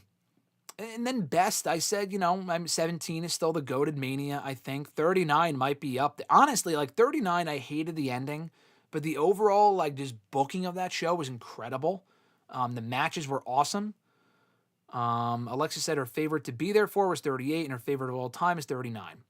Favorite 30 part of 37 was when Hogan got booed. Yeah, I know. We were there for that. That was funny. In Tampa, no less, which is where Hogan's from and whatnot. That's where he lives, I think, and he still got booed. Amazing. Yeah, other great ones.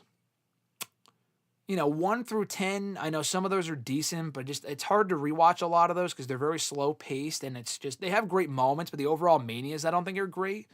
The Attitude Era ones are ass. I don't like those ones at all. Maybe I'm biased because I don't love the Attitude Era, but I think a lot of the Attitude Era manias are just garbage. I think the Ruthless Aggression Era ones are good, or some of them are great. 18 was good. 19 was very good. 20 was good. 21 is awesome. I think 21 is among the best ever.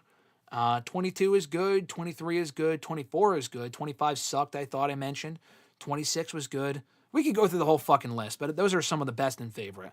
I can't give you a definitive, like, top 5. Richie also said Twist of Fate on the chair at 25. On Jeff's neck was a 6 spot. Match was fine. Ladder match was cool, but that's about it. LOL. World Heavyweight Championship Triple Threat story was ass. Triple H and Orton ended stupidly. In the match, like, dude, he hit a fucking RKO on Triple H in the first, 90 seconds of the match. And then Triple H hit a pedigree on Orton. It's like, what are we doing here? It's a spot, like, they probably had to rush the match. That match was very underwhelming. Was Orton and Triple H. Worst manias, 32, 27, 11, 9.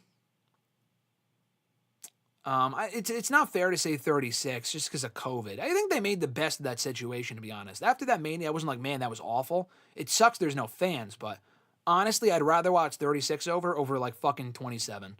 Yeah, that was all. I mean, it wasn't a one-match show with Taker and Undertaker because they had CM Punk and Orton, which was good. They had a few other matches that were very good. Yeah, I don't know. Other worst ones, I mentioned 27. 29 also sucked. 13, WrestleMania sucked. Awful. Johnny said SummerSlam 02 or SummerSlam 2013? SummerSlam 2002. Great question because both those SummerSlams are awesome. I love SummerSlam 2013. But 02 to me is better. Which one I would rather rewatch? I've rewatched 02 far more than I've rewatched SummerSlam 2013, I think. But they're both great shows. Is TLC 2 still the best TLC match? Which one is that? Mania 2000? SummerSlam 2000? Honestly, they all kind of blend together for me. I don't know which one's the best. Probably WrestleMania. The one at 17 is probably the best, I think, just because that's the one I think of the most. I forgot the two others were decent, were Randy and Punk. Yeah, those were good matches. Wrestling Fan 13 said, while people talk about the chemistry between Pat McAfee and Michael Cole as a one-off, the chemistry Michael Cole and Nigel McGuinness had at the UK Championship Tournament in 2017 was incredible. I agree, dude. I agree. That was, again, a great tournament. The chemistry they had was awesome. Nigel got comfortable very quickly on commentary from being with Michael Cole. Michael Cole really initiated him really, really well. Great shit. Great shit. They had awesome honestly, the biggest mistake they made with Nigel McGuinness, aside from letting him go, which was a massive mistake, was not utilizing him on the main roster. And also not giving him one more match. That's just criminal to me. But with Nigel, they should have absolutely had him work Raw or SmackDown. The people they had on commentary at the point that he was doing NXT was fucking ridiculous. The fact they had Raw, like fucking Jerry Lawler doing Raw commentary, a fucking corpse doing commentary over Nigel McGuinness was just ridiculous. Completely asinine. Richie said 2013 only had Punk and Lesnar and Cena and Bryan. The rest was pretty mid. No, I wouldn't agree. Christian and Del Rio I thought was great. And Bray Wyatt's debut, the match wasn't great, but Bray Wyatt's in-ring debut was, notable. I think that, and also the ending closing angle I thought was amazing too. Honorable mention, Mania 34 because of Brock and Roman. Yeah, that main event wasn't good, but the overall Mania I didn't think was awful. The second half was underwhelming. The first half of 34, the first hour or two, was incredible. That triple threat for the IC title, great. The mixed tag team match with Ronda in-ring debut, great. Charlotte and Asuka, awesome. Like, the first 3 or 4 matches on that card were tremendous. Maybe not the U.S. Championship Fatal 4-Way. That was kind of forgettable. But the rest of them was great. And there were other good matches. But 34 wasn't overall terrible. But the second half was just like Braun Strowman winning the tag titles with a 10-year-old. Who fucking cares? It was stupid. Let's see. Richie mentioning, I agree, Ahmed, without Taker, Triple H, 27 would have been an absolute stinker. I mean, it still is a stinker. That main event sucked. But, there was some other good stuff on there, too. Cody and Ray was fine. Orton Punk was fine, but those are B-level pay-per-view matches, not Mania-worthy. Yeah, I mean, I don't know. I thought Orton and Punk was Mania-worthy, but I understand what you're saying. Johnny also said, HBK versus Taker Mania 25 was my favorite Mania match, followed by Stone Cold versus Brett. Hey, 2 great choices, 2 amazing matches.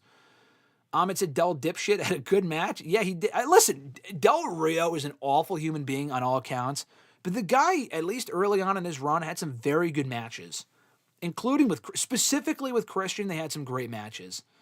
I can't really point to other ones that were great, but like him and CM Punk had some good matches. Can't point to a whole lot of others, but yeah, he had some good matches. Johnny also said, hot take, Money in the Bank and Mania 23 is my favorite one. I mean, a lot of those just blend together for me. The 23 one is good. My favorite one at Mania, and the first one is might be the best. My favorite one at Mania, I think, is 24. Love the 24 Money in the Bank ladder match. The WrestleMania 34 stage design was indeed awesome, but I agree that second half of the show it went downhill fast. Yeah, exactly. Wrestling Fan 13 said, a WrestleMania that could have been great was WrestleMania 27. It was if the card was altered. Plus, the theme song is a certified banger. Listen, my man, I told you you're in the right place. That is my favorite WrestleMania theme song of all time. Written in the Stars by Tiny Tempa. Great fucking song. Great fucking song for one of the worst WrestleManias of all time. If the card was altered, maybe, but how different are we changing the card here? Punk and Kevin Rudolph was 26. Kevin Rudolph was that written. That was I'm a fiend when it comes to the Mania theme songs. I made it. It was Mania 26. Great fucking song. 27, how different would you have altered the card, though? Like, Edge and Del Rio was good, but, like, that was the match to do at Mania. Edge winning was weird. I mean, I don't know. I mean, Punk and Cena, Miz, I don't know. I don't know what you would have done. Rock and Cena probably should. I mean, they wanted to wait a year, so we could save that for the Mania rebooked video. I'll answer this last one, then I'll go back to the scheduled questions, because we've already been on the air for, let's see, an hour and a half. Of course we have. I gotta get to these questions, guys. I appreciate you guys sending in comments and stuff in the chat, but I gotta get to these other questions.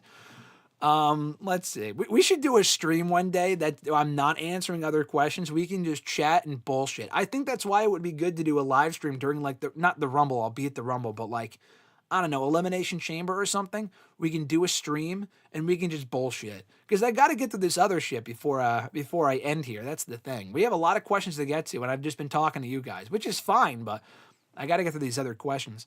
But Ahmed said, why did they give Jinder the championship instead of Rusev? I don't know. The guy was over on that weekend. You're talking Mania 34, the U.S. Championship?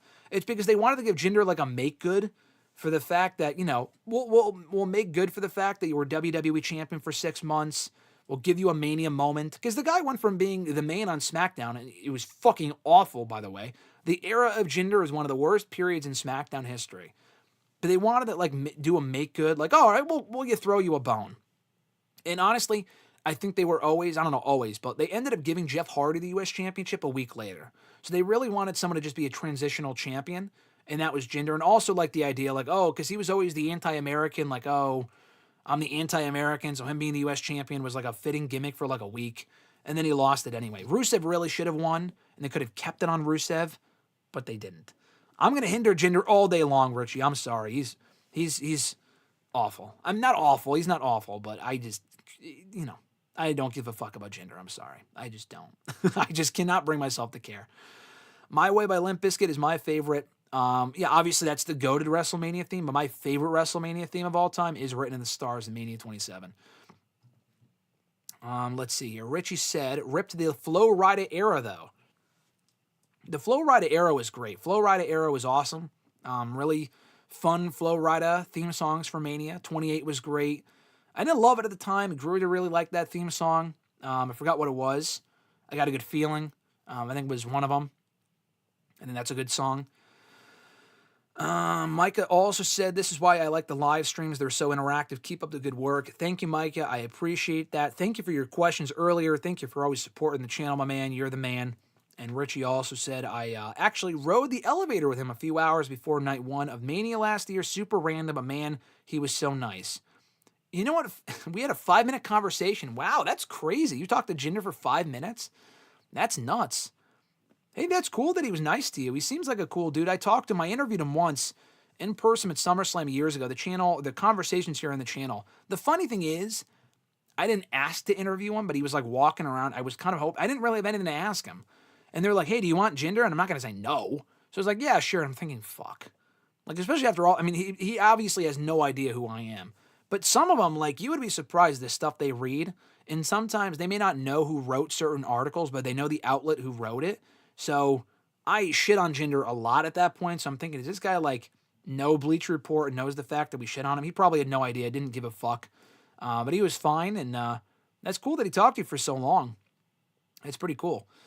Let's see. Micah said Jinder had that great match with Seth Rollins last. Was it a great match though? Was it a great match, Micah? It was fine. I remember that. I like Mania theme songs 23 and 39. 39, which weekend song was that? I feel like the weekend Mania songs got weaker by the year. The first one is still the best. The Blinded by the Light, still the best weekend song they've used for a Mania. 23, ladies and gentlemen, was incredible. Incredible. Graham, you should have said, why was your title reign ass? No, you can't say that shit to these people in person. Listen, it's also not his fault because he just gets booked to do shit. I also don't think Jinder was ever really worthy of winning a world championship. Less than 0. Yeah, Alexis knows. Thank you for that. I'm not going to say that shit to him in person. I'm not going to say, hey, Jinder, why was your championship reign ass? I'm sure he's a nice guy, though. I know Richie said so as well. Micah said, I'd like to see you interview Jonathan Coachman. He's got some great stories. Hey, that would be cool. I wouldn't, Jonathan Coachman, I know he has a lot to say about the current product and whatnot. I never really hated Coachman as much as certain people did. Hey, listen, if he was up for it, I would not mind interviewing Jonathan Coachman here on the channel. Richie said, I'd be marking out during those interviews. I don't know how you keep your composure. You would be. I have to keep my composure a lot. I am just as much of a mark as anyone, so you would be surprised. It is definitely a tough ordeal. Better opening match, Brett versus Owen or Triple H and Daniel Bryan? Brett and Owen was better.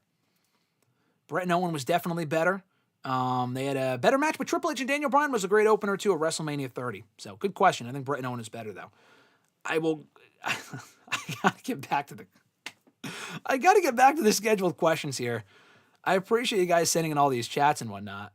But we're gonna go for 4 hours. I know Richie wants that. I can't do that though. I can't be here for 4 hours. I can be here for 2 hours. I wasn't even planning to be here for 2 hours. But let's see. Richie said, we need you in CVV to run it back. Yeah, that would be cool. Listen, so I interviewed Chris for the first time 5.5 years ago. I had him on the podcast. The individual interview on its own, I don't know if it's on here on the channel, but if you go back to the Wrestle Rant Radio archives, it might be on the channel on its own. Like, it's just audio. It's not over like Zoom or anything, but we spoke for a while, and it was right after he was announced to be on the first AEW show, and he was obviously Chris is very nice. And then I met him in person for the first time after that. Maybe later that year I met Chris in person for the first time. I had been following his work for a long time, so it was cool to interview him and then meet him a couple months later. And then now I see him. So then now I see him at all these WWE like media things. I mean, I don't think he remembered like me from back then. He followed me, but he follows a lot of people. And then we kind of like not reconnected because obviously he meets a lot of people. He probably has no idea who I am. But because I've seen him at the WWE media stuff enough, he now, I think, remembers me from, because we've said hi a couple different times. And I mean, he remembered my name when I saw him the last time at SummerSlam or whatever it was. So, I mean, it's cool. And Chris is also a very cool guy. He does a lot of great work. So, nice dude. Yeah, would love to run it back with him, but he seems like the busiest man alive. So, I'll leave him be for right now. But, I'll see him. He'll probably be at the Rumble, I would think. I think he just had his second kid, so congrats to him on that. But yeah, he's a cool dude. Chris is cool. Micah said, GSM, that would be so bold of you to be like, yeah, Jinder, I hate that.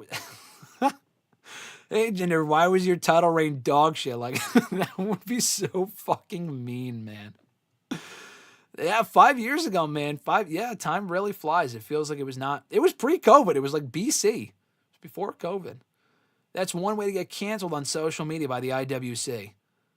Anyway, can we see that IC title? You asked me that last time, Micah, and I can't. It's over there. I can go get it.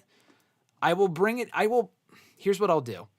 I'll get the title. If you're here next week, Micah, on hashtag, I will definitely bring on the belt. But what I will do on its own, I will use the belt for a video showing you guys all of the autographs of all the former IC champions that I have on it. We've got like 60 autographs on it, almost, out of like, I don't know, 100 and something former IC champions. We have like over half of the former IC champions are on this belt. We will do a video on it alone. I think it's worth its own video.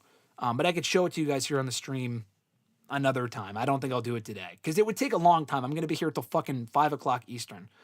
White strap or current design? It's the white strap. It's the white strap that they used when they brought back the belt. It's got the new logo on it. It's the new belt that they used. Well, not new, but not the design we have now. It's the design before that. Favorite Hell in the Cell? Johnny asked. HBK versus Taker or Mankind versus Taker? HBK and Taker. Mankind and Taker is more of a spectacle. HBK and Taker is a better match, I think, start to finish. So I'm going to go HBK and Taker is my favorite Hell in the Cell. Mankind and Taker is amazing for the spectacle, but I think Taker and HBK is better. I can't believe WrestleMania 31 is already 10 years ago. Hey, brother, you're fucking telling me. Where does the time go? How old are we getting? IC title belt design. IC title belt tour, Alexa said. Another day. Richie said, where do the ideas stem from getting the IC title autographed from former champions? I don't know. Yeah, the white strap is better. I agree. Jinder does seem like a genuine and nice person. I mean, Richie talked to him for longer than I did, so you can talk to him about Jinder. But yeah, he was fine. I mean, he wasn't like amazing when I talked. He was probably fucking tired. Yeah, he seems like a down-to-earth dude. But anyway, as far as the belt design, where did the idea come from to get the autographs on it? I don't really know. So I got the belt gifted to me after I graduated college years ago. And then when I saw Cody Rhodes, So I met Cody Rhodes like about a month or two later. And I had him sign it because he was the one who brought back that design. So I thought, it would be cool to have him sign it. He was the one who resurrected that white title, IC title design or whatever. So I thought it would be cool for him to sign it. And then I think after that, I thought to myself, you know what? I don't know why, like what day I thought of this. And maybe there's an old tweet I could pull up where I tweeted it or something. But I thought to myself, you know what? It would be cool if I only had former IC champions sign it.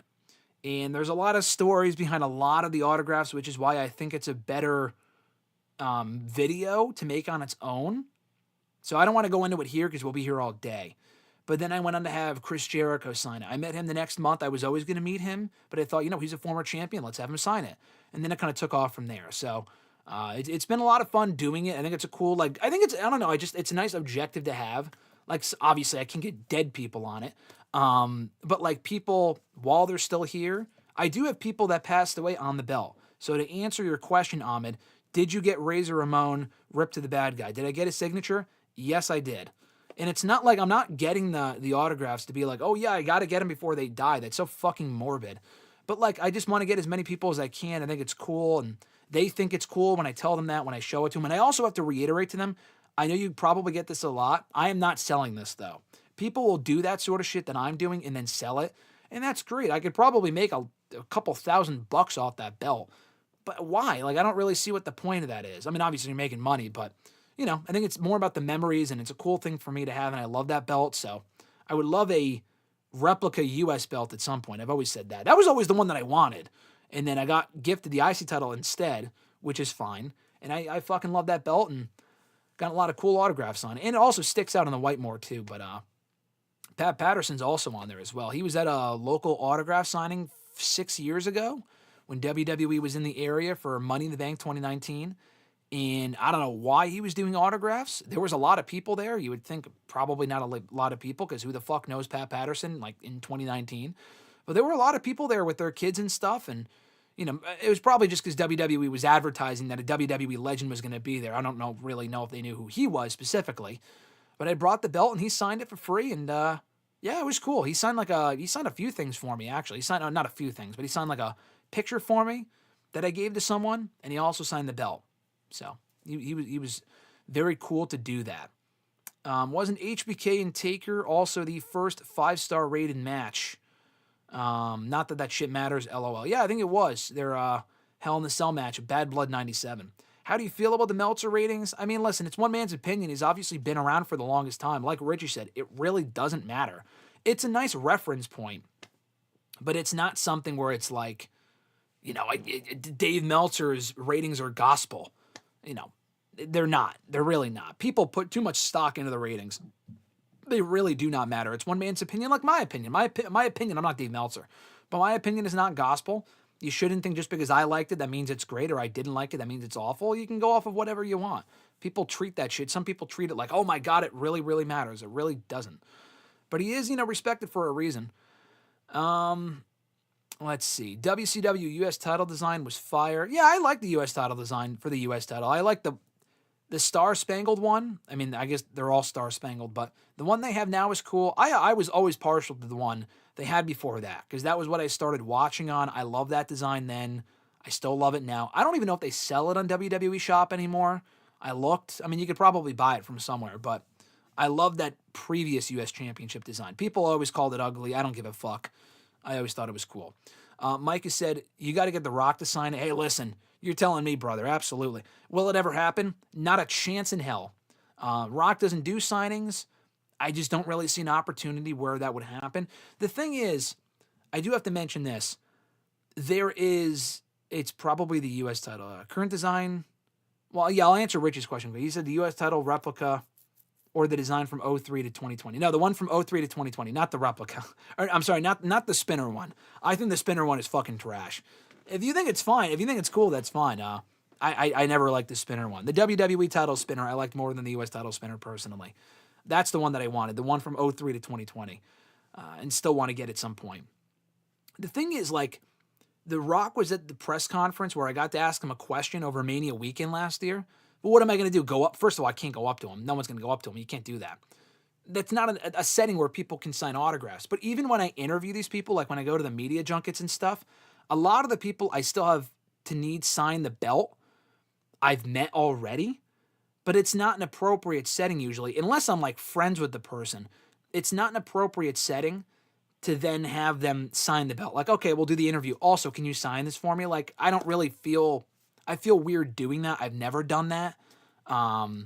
It would be one thing if it was like an airport, and I say that I'm not stalking these people, but if I'm coming in for my flight and I saw a Big E at SummerSlam, I quickly asked him for a picture. I met him before. I just wanted to say, because he was really nice that one time. We hung out over a dinner one time, Alexis, Big E, and I, and a few other people for like an NIL dinner a long time ago. I just wanted to say hi. We got a picture and it was cool. I'm not going to like wait outside of the gates and shit like a lot of other people do. That's fucking weird.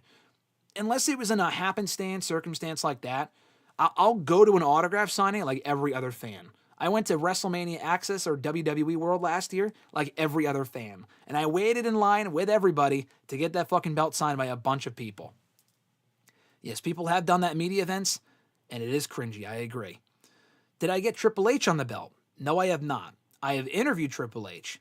I've interacted with Triple H at media scrums and stuff like that. I did not have him sign the belt, though. That would have been, it just doesn't work. But, again, if he was doing a signing, I don't know how much money I would pay to meet him. It's not just to get a picture with him, to pay to meet him, to get a picture at this point, it probably wouldn't do. But if there was an opportunity, and he has done signings before, but now that he's running the company, I don't know if he does. I would do that to meet him, just to have him sign the belt, just to say that I have it. But there's no other setting where I meet him. I'm not friends with Triple H, so I can't just be like, hey, dude, can you sign this for me? Like, that's just... There are fans that do that, by the way. I'll get a picture sometimes after I interview them. I'll get a picture occasionally, but I won't have them sign anything. Unless I've met them enough and, like, they're cool. But Triple H doesn't do that sort of stuff anyway. Wrestling fan asked, did you ever consider training to become a pro wrestler? What drew you towards wanting to interview pro wrestlers for a living / covering wrestling content? No, I never wanted to be a pro wrestler. I might be in the minority on that. I never wanted to be a wrestler. I feel like a lot of people start watching wrestling as a kid and go, oh, I would love to do that. And either they do it and train, or they're like, I'm too old for this shit. It doesn't make sense for me to do blah, blah, blah. I never had that dream. Now, I did wrestle with my brother. We had a fantasy wrestling promotion. That's actually, if you go to WrestleRant.com, obviously the website, all my articles are there, reviews and shit.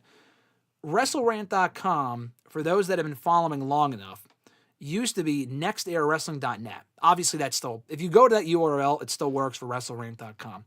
Next Era Wrestling was what we called our promotion. That's where that comes from.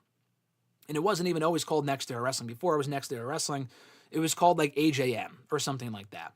And we wouldn't film ourselves doing matches and shit, but we would like do fantasy matches and stuff, and we would play every wrestler and make up our own characters. I had more fun from like the first month that I was a fan 16, 17 years ago, booking this stuff than I ever did actually doing it. You know, we would wrestle in our living room on the trampoline with friends and stuff, my brother and I, before he fell out of it.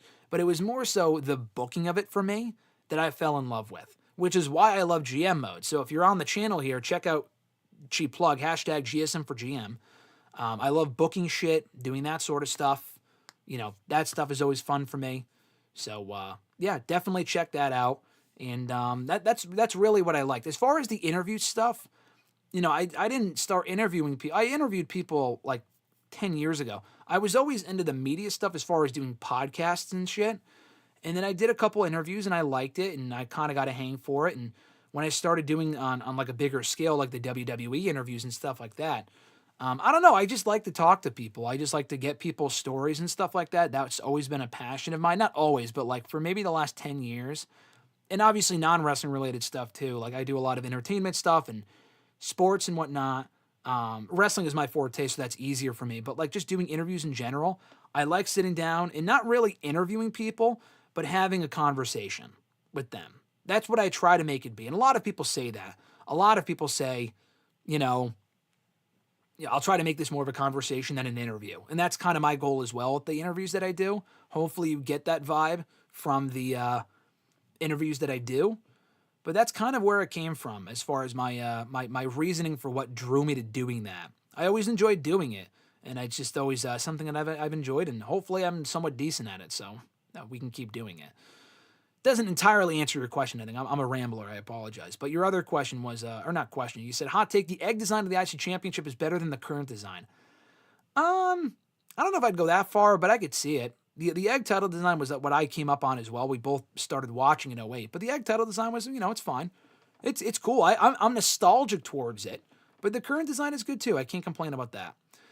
Ahmed said, unfortunately, Mello wants that design back, but I still want him to win that title, and hopefully management says no. I hope so. That design sucks. I'm sorry. I never really liked it. Let's see. Mike says, bro, you got to hang out with Big E. That's awesome. Big E's awesome. Casually hanging out with Big E is such a flex.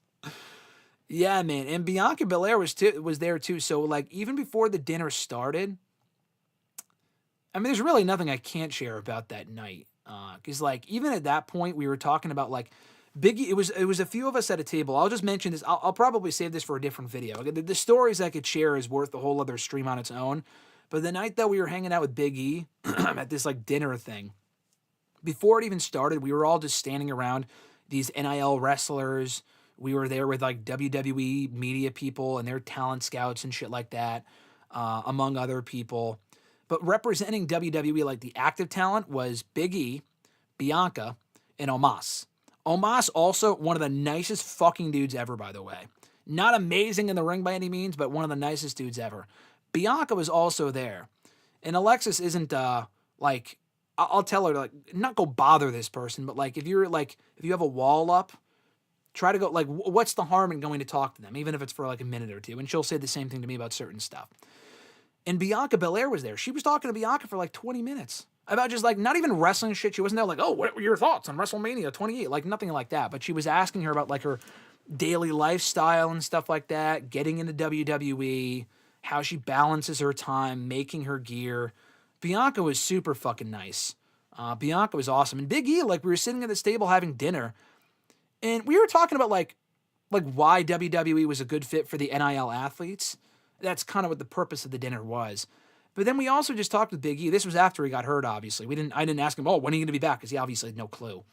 But I did ask him. We were talking about Punk or something. And I'm like, dude, like, what are your thoughts on Punk? Because I know you guys were like friends at one point. He goes, I still talk to. This was when Punk was still in AEW. He goes, yeah, I talk to Punk all the time. I really want him back. Because this was right after the All Out Brawl Out shit. It was interesting. Like, just hearing him talk about a lot. It was just very. I wish you can't obviously, but I wish that dinner was on film. I wish it was recorded somewhere so I could just relive that conversation, because I'm sure there was so much stuff that was said that I don't even remember. That's the worst part.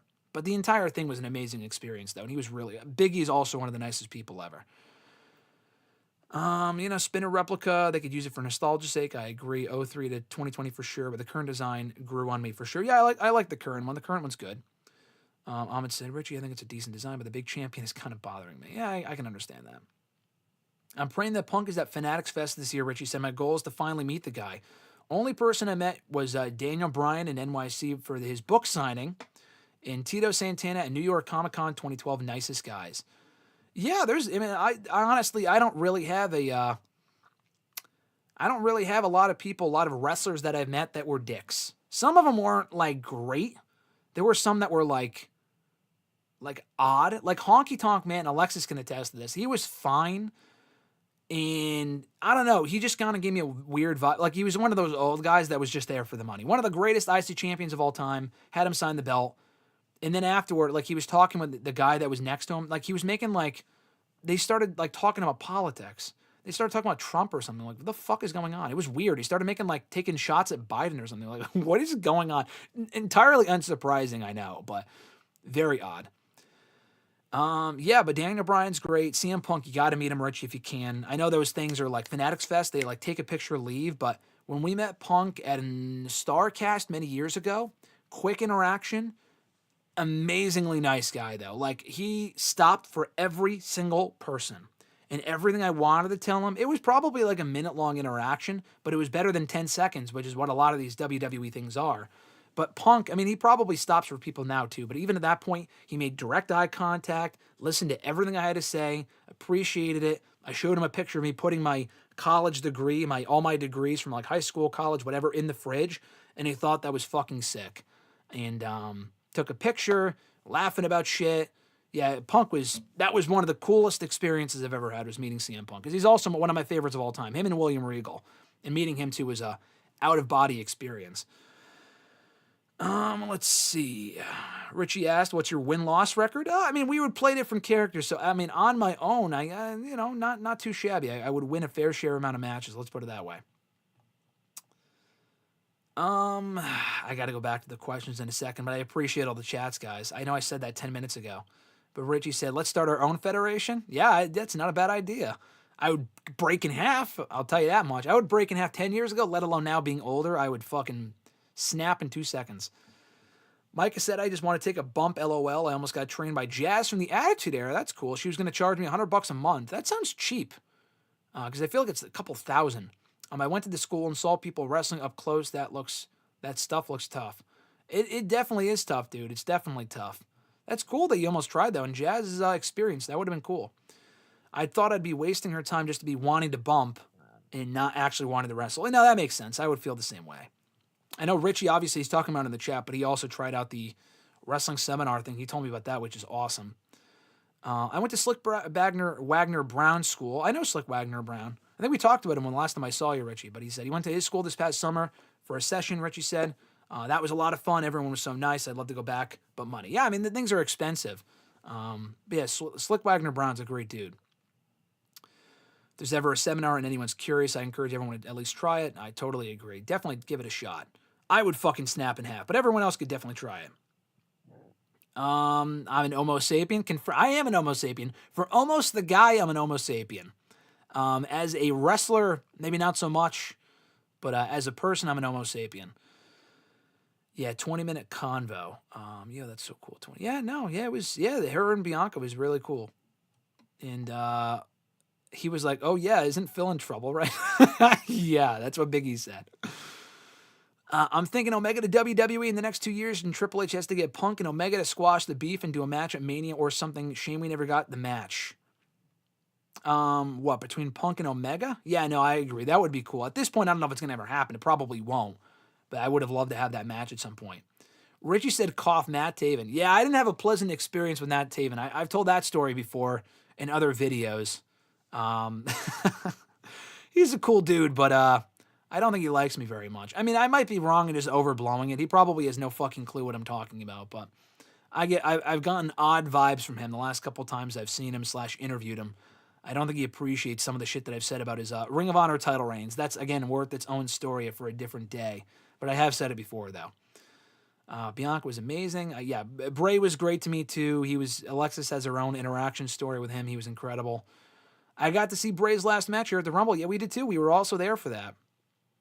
The match with LA Knight. The match wasn't good, but the fact that we were there for that, his last TV match, was very cool. Punk had a fire promo last night, too. I agree. I hate that politics is taking over everything. I also agree.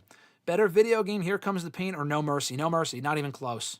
The thing is, I've never played Here Comes the Pain, but No Mercy I grew up on in my early formative years as a wrestling fan.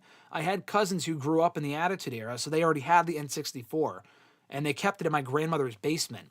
So I would play it there. The game was incredible. The game was amazing. For WWE 2K25, what features do you want to see added, Graham? I honestly, the gameplay itself is already great. When they add shit, it's like, all right, that's cool. Intergender stuff would be fun again. Honestly, I just want to see more shit added to GM mode. That's really my thing. I just want to see GM mode improved and improved upon, add shit to it. That's really where I spend my time. So GM mode is really what I want to see changed. Omos and Obafemi in NXT, yeah, that'd be awesome. Here Comes the Pain over No Mercy. Better game modes and roster. People love No Mercy for the nostalgia, and I get it. I mean, obviously, I'm sure the roster is better, but No Mercy's got a stacked roster, and it's easy, simple gameplay. I'm sure Here Comes the Pain is also simple. Listen, if I got a copy of it, I would play it, Johnny, but I don't have a copy, so I gotta check it out. But No Mercy's a lot of fun, though. I think my N64 still might work, so might have to fire that up again soon. Wrestling fan also said, as a CT resident myself, I mean, again, dude, we're speaking the same language because we have a lot of similarities here. I've always wanted to go to an NEW show. Would you recommend it? Dude, would I recommend it? Of course I would recommend going to Northeast Wrestling. I've been growing up on them as the go-to indie promotion for the last 15, 16 years. Definitely go. Northeast Wrestling is amazing. They're a great indie promotion. Definitely check it out. And if you did, when they start running shows again, they haven't done a show in a while. Yeah, I met Richie for the first time. I already knew Richie from Twitter, but we met for the first time in person at an NEW show. And Alexis is also gone. She loves it too. So yeah, definitely go to an NEW show. And if you're there for their next show that they stopped running shows. I don't know why, but let me know and hopefully we can meet up. That would be sick. Mike has said, are you coming to Saturday night's main event here in San Antonio? I won't be at the show. Tickets are high this time around. I'm sure they are. They're fucking ridiculous. But I'd go to the building to say what's up and take a picture with you. I appreciate that, Micah. I will not be there. I will be at the Royal Rumble next weekend. So the next time I'm in Texas for a show, that's where you're from, right, Micah? You're from the Texas area? You're going to have to hit me up. I think we tried to do this before, right? Didn't we try to meet up for a Mania? I don't remember, but typically I'm at the Rumble, Mania, and SummerSlam. So if you're ever at any of those shows, any of you guys, let me know. We'll definitely have to meet up, take a picture, share a soda. I'm not a drinker, but I'll share a Coke with you. And chicken wrapper, something dumb like that. Yeah, what Richie said. So he said he spotted me because I was wearing my Christian merch. I had a Christian shirt on for some reason. And he knew me through Twitter, as he mentioned, and he knew that I was a Christian mark, so I approached. Yeah, he came up to me because he recognized me through that and the fact that I was wearing a Christian shirt. Really funny shit. Richie's amazing. I'll never forget that. It was just the most random, not random, I've had a lot more random interactions, but it did come out of nowhere. I'm like, oh yeah, fuck yeah, like Richie. It wasn't even like, oh yeah, you know who I am, but I don't know who you are. Of course I knew Richie. We've known each other for a very long time. He also said I should invest in a hard shell / case for the figure. So maintain. Oh, he's talking to Alexis. Okay, yeah, I agree. Alexis saying, let's meet up and take a picture together. Oh, stop you. Anyway, so the other questions we got to get through here. Christopher L. asked, hope you had a good weekend and got a decent amount of snow like we did here in New York. We got a lot of snow. Not a lot of snow, but a decent amount. I don't like the snow, driving in it, walking in it, shoveling it. But, the visual is nice. I also don't like the cold, but, it is what it is. But it's a nice, like, when it snows once or once in a while, it's cool. When it snows all the time, that's the problem. But I like the Northeast for the occasional snow, and this was bearable. But Christopher L. said, why are people burying the Death Rider storyline? Listen, Christopher, because it sucks. It sucks. If you don't think so, that's fine, but I think the Death Rider storyline is just fucking boring. That's the problem. It's just so fucking boring, and I think they could do a better job of making it more interesting. Your other question, last week in NXT, the women had a number 1 contenders match for Fallon Henley's North American Women's Championship, with Shotzi pinning Stephanie Vaquer for a title shot. When I heard this happen, I was baffled and just besides myself. Here's a woman that you could build an entire women's division in Stephanie, a woman that you have kept her protected since her debut, and you have her lose by a lousy, lame roll-up. They probably did that to protect her, to be fair, but anyway. He said, I find that stupid. I get that she won a fatal 4-way the week before, but why the hell would you sacrifice Stephanie's undefeated record and suspend her momentum to someone who you usually put as a jobber? Looking back on it, was it a smart idea, and how can they rebound from this after getting criticism from online from fans? Do you think the decision was a misfire? I don't know if the decision was a misfire. I thought it was weird that Stephanie got pinned by Shotzi, because Shotzi is not nearly as good as Stephanie. Stephanie will be fine. I thought it was weird. I think that might have been the first time Stephanie's gotten pinned. So the fact that her first pinfall came in not a random match, but the Shotzi of all people, who technically is the main roster talent, was odd, but like I said, it's fine. I think they did that so Shotzi will get the next shot, and then they'll save Stephanie for a shot, probably at Vengeance Day. Was it a misfire? I mean, probably, but it's not. I don't think it was that big of a deal. Shotzi will lose, as she should. Stephanie gets her shot at Vengeance Day, probably wins the belt. That's what I would like to see. Your next question. Johnny Gargano and Tommaso Ciampa have had a rough time for the most part of the main roster.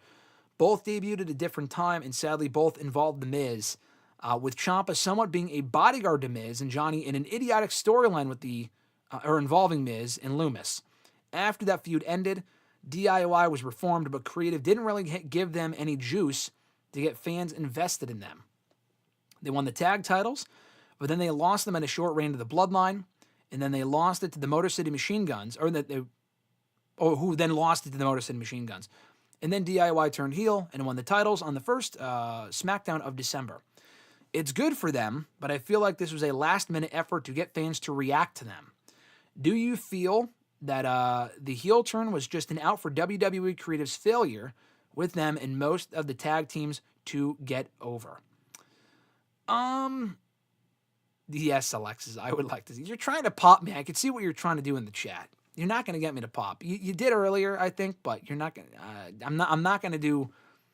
I would like to see it bit. It's an inside joke, but you're not going to get me to pop. Anyway, so far as the DIY thing, it did feel like a last ditch effort to get them over, but it was the natural progression of things. I think DIY would still be baby faces if they did not hire the Motor City Machine Guns. They hired the Machine Guns. That was their top babyface team. They also have the Profits. There's no real need to have 3 babyface teams at the same time. So of the 3 teams, they already turned the Profits heel a year or two ago, and it didn't work.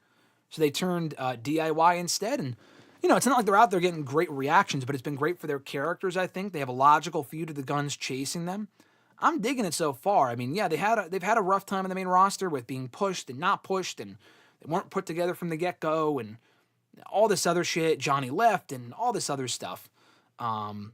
But yeah, no, I think the DIY stuff is fine. I like DIY. I think they're a good team. I think they're in the right spot they should be in right now. They need more storyline juice to continue to get over and have great matches and show people what they can really do.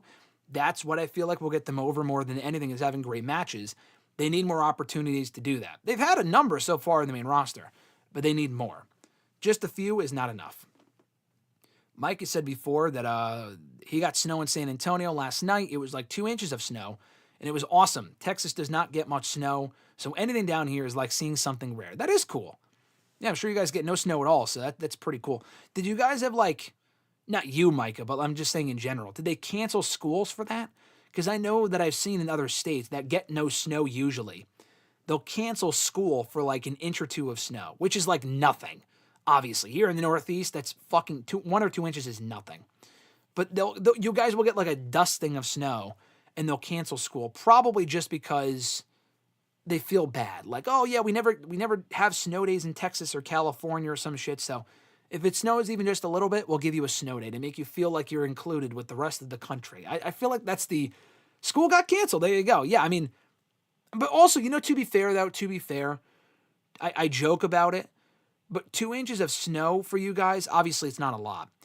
But correct me if I'm wrong, I feel like the roads and stuff like that, and you guys don't have like the shit that we do. You guys aren't built for snow. So even if you get a little bit of snow, it takes longer to de-ice it, get it off the roads. So honestly, it makes sense. That makes sense as to why they would cancel school. I'll answer these last 3 questions from Christopher on Facebook, and then I'll get back to your chats in a second.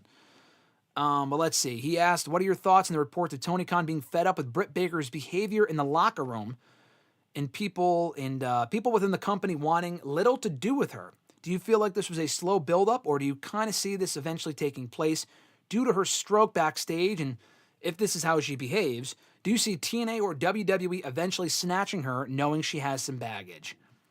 Here are my thoughts on the latest Britt Baker drama.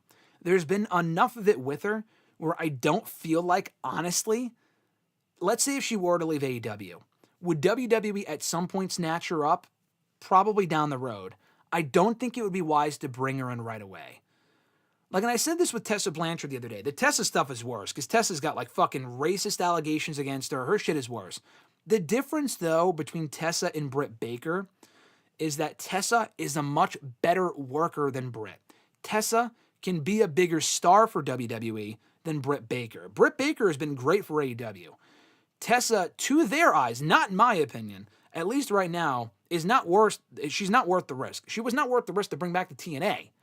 But to WWE, I feel like if they were to have, and I'll talk more about this on Wrestle Rant Radio tomorrow, if you had Tessa right now as a free agent and Britt Baker's a free agent, they probably wouldn't sign either one. Tessa has to go through TNA first and have a clean record of not saying anything dumb, not doing anything dumb, and rebuilding her reputation. First of all, she should apologize publicly. And it's not even the case like, oh, we didn't see it, so it didn't happen. Bro, like, enough people have accused her of this shit, among other things, that I can almost guarantee you something happened, first of all. Second of all, if she were to go to WWE, it's got to be a couple of years down the road. I know we're talking about Britt here and not Tessa, but I bring up Tessa because Tessa is good enough. That Jordan Grace match proved it. They had a fucking awesome match on Sunday. Britt isn't that good to justify bringing her in anytime soon, if at all, with the drama that she seemingly brings with her. Now, I don't want to be sexist and say, oh yeah, it's worth it for Punk and not Britt Baker, because it's like Punk was fucking dramatic too in AEW. He was a cancer to the locker room, blah, blah, blah, blah. But he was worth bringing back right away because it's CM Punk so far. He's had a good record. Britt Baker, they could bring her into WWE tomorrow, and she could be on her best behavior. The problem is, and this could be the issue with Tessa as well, the WWE women, I'm sure there's a lot of women in WWE that do not want to deal with Britt Baker. So just as a quick history lesson here, one of the latest drama, I think Britt Baker's off TV because she made that nobody cares comment about Serena Deeb. I don't think that was scripted. It seemed like it was kind of a counterproductive thing to say about your opponent. Then why the fuck would they want to feud with them if, like, why would fans want to see Britt feud with Serena if no one cares, quote unquote, about Serena Deeb? Doesn't make a whole lot of sense. So she probably is off TV for that, I would imagine, because that was months ago. There was never any follow-up. That told me at that point that she had heat of some sort. And then Serena Deeb came out on TV wearing a Nobody Cares t-shirt, which kind of fueled the flames. I don't know why she would do that. That was also dumb, but it was kind of funny because it was getting back at Britt. So she posted that picture on Instagram. Serena Deeb, by the way, since she did that, has not been on the show. But anyway, so she did that, and then she posted that on IG. A bunch of women commented saying, I care, LOL, you're my favorite women's wrestler, whatever. Like, saying that they have, they're supporting her. She has their support. And those women were all from WWE. I think one of them was Natalia, maybe Chelsea Green. I know Bailey was one of them. all of them commented. So if they're on Serena Deeb's side, why the fuck would they want to work with Britt Baker? They probably do not want her there. If they hear that she's, being dramatic over in AEW, she got suspended last year, the Thunder Rosa shit from years ago. Remember that whole fucking mess? Then why would they want to work with her? The difference is, though, that with Tessa, who also seems like she has a lot of baggage and a lot of issues, and we know she has issues, she's a better worker, though. She might, for WWE, might be worth the risk. Would I hire her at all? Probably not. I can see WWE picking up Tessa before they pick up Britt, because Tessa might be a bigger star for them and might be worth the risk. If Punk was a no-name loser from AEW and the same shit happened, like the brawl-out shit happened, let's put it this way. Jack Perry. I know Jack Perry was also involved with Punk, but if Jack Perry did what Punk did and he became a free agent, would they then pick up Jack Perry? I would think probably not. Probably not. Because he's not that big of a star. He's not really worth the risk. Punk, in their eyes, was worth the risk, and so far it's paid off swimmingly for them. But Britt Baker might not be worth the risk. She was a big star for AEW, and yeah, I know Tessa got "You're a Racist" chance on TNA the other night. That's the thing. Will those continue on for the next couple of years? If they don't, I could see WWE picking her up. If they do, and people don't, not that they should let it go. We're not going to let it go. People shouldn't let go of that shit because it's pretty fucking bad. Like, for example, Hulk Hogan, the shit that he said was a while ago, but it was really bad, first of all. So people, they don't want to move on from it. Then, they don't want to move on from it. That's their cause. But the thing with Hogan is he was never accountable for his actions. And he also continues to put his foot in his mouth and do dumb shit. If Tessa doesn't do dumb shit and say dumb shit, she may not have been accountable, which she absolutely should be. But I could see WWE picking her up. Tessa Blanchard, or rather Britt Baker, I mean, her shit is not as bad as Tessa's, because I don't think she ever had any racist allegations against her, I don't think, to my knowledge. But she may not be worth the risk. So, that's my take on that. No, I mean, could TNA pick her up? Maybe. I don't know. I don't know if even they would want. I mean, listen, if they pick up Tessa pretty quickly, they might want to pick up Britt Baker. So yeah, I could see Britt Baker in TNA to rehab her image before going to WWE. But if Tony Khan is fed up with her, I had also seen that the reports were exaggerated, which is also possible. But we've heard enough stories about Britt Baker, and the fact that she's not on TV right now and she's not hurt is an indicator that she's got some backstage drama. That does not surprise me at all. Last two questions, and I'll go back to the chat real quick. Who do you feel is the more all-around better luchador, Penta or Andrade? I'm talking in terms of presentation, charisma, in-ring work, and audience connection. Penta. I think Penta's better. I think both guys are great. Presentation is totally Penta. Andrade looks like a star. Penta just looks fucking awesome. So he wins in that category. Charisma is also Penta. I feel like even his English is a little bit better than Andrade's, which isn't awful, but Penta's is better. In-ring work might be Andrade. Andrade is super smooth in the ring. And audience connection is obviously Penta. I mean, Penta got over on day one and people don't even know who he is. A lot of people know who he is. A lot of people don't. Andrade, people knew who he was and he still doesn't get, as big of a reactions as Penta has in the last couple of weeks. So I would go Penta for sure. Andrade is awesome though. And then Christopher's last question. Christopher Daniels apparently had his final match on Saturday in a Texas death match with Hangman. Looking back on his 32-year career, what would you say his legacy is? Daniels was never like a top talent. He would have never been a top talent for like a WCW or a WWE. But he was always a reliable in-ring worker. You never really hear any bad stories about Christopher Daniels, unless you're CM Punk, I guess. But aside from that, he was a former Ring of Honor World Champion. He was great in TNA. He's been great in AEW. He always kind of fell below that ceiling of being a main event guy. Even in TNA, he was never the TNA World Champion. But, he had a great run in Ring of Honor and in TNA. He was always reliable. He could have great matches. He's a part of one of the greatest TNA matches of all time with AJ Styles and Samoa Joe from Unbreakable 05. That's worth a rewatch if you've never seen it. I feel like he'll always be remembered for that sort of stuff. And he's not dead. We're just talking about his career. But, yeah, his legacy is probably a guy that he never really reached that next level. But he was really, helped put a lot of people on the map with his indie work alone, helped put Ring of Honor on the map, helped establish TNA and also AEW. And he was one of those guys that brought credibility to AEW from the get-go, from joining that promotion from the get-go. And he's had a lot of success over his career, and rightfully so. So he may never have been a main event guy in a bigger promotion, never had that same sort of exposure like an AJ Styles did or a Samoa Joe. but he is a trailblazer in a lot of different ways as far as how long he's been in the business and the matches he's had and helping a lot of people along the way. So before we go forward with the other questions, I'm going to check back through the chat.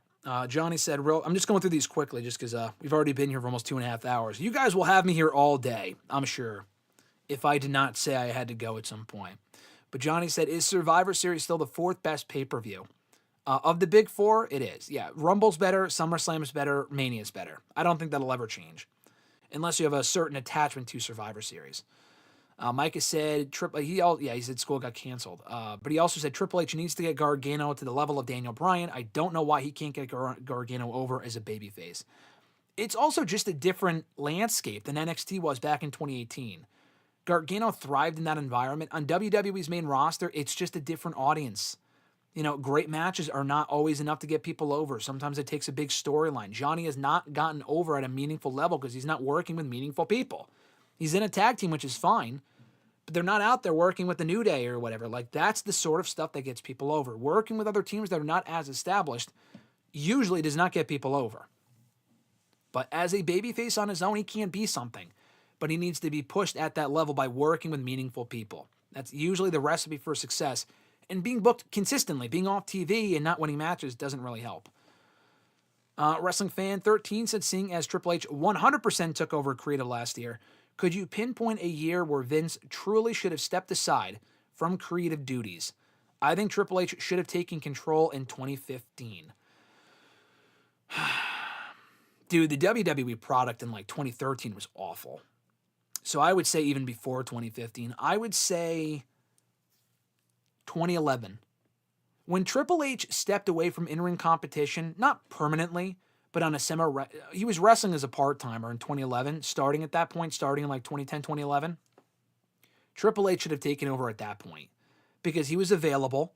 And Vince was like, some of the shit they were doing, like they cut the Summer of Punk short. That was one of the first real things I was like, what are we fucking doing here? I mean, they did dumb stuff in 2010 as well, like the guest host shit and all that other nonsense. But like 2010, 2011, Vince should have stepped aside. He was never going to, obviously, unless he died out of nowhere.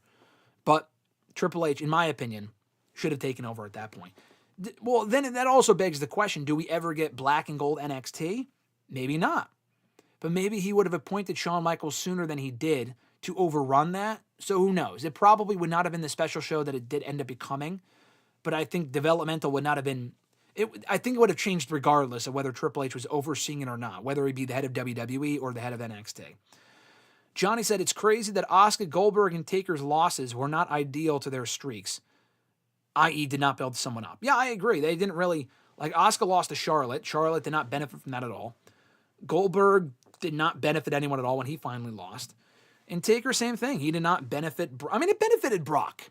It did get benefit. It gave Brock more of an aura than he had before that. That is undoubtable. But it didn't put over a new star. If that's your point, then you're right. Mike has said about the snow, we don't know how to drive in that stuff, LOL. That's funny.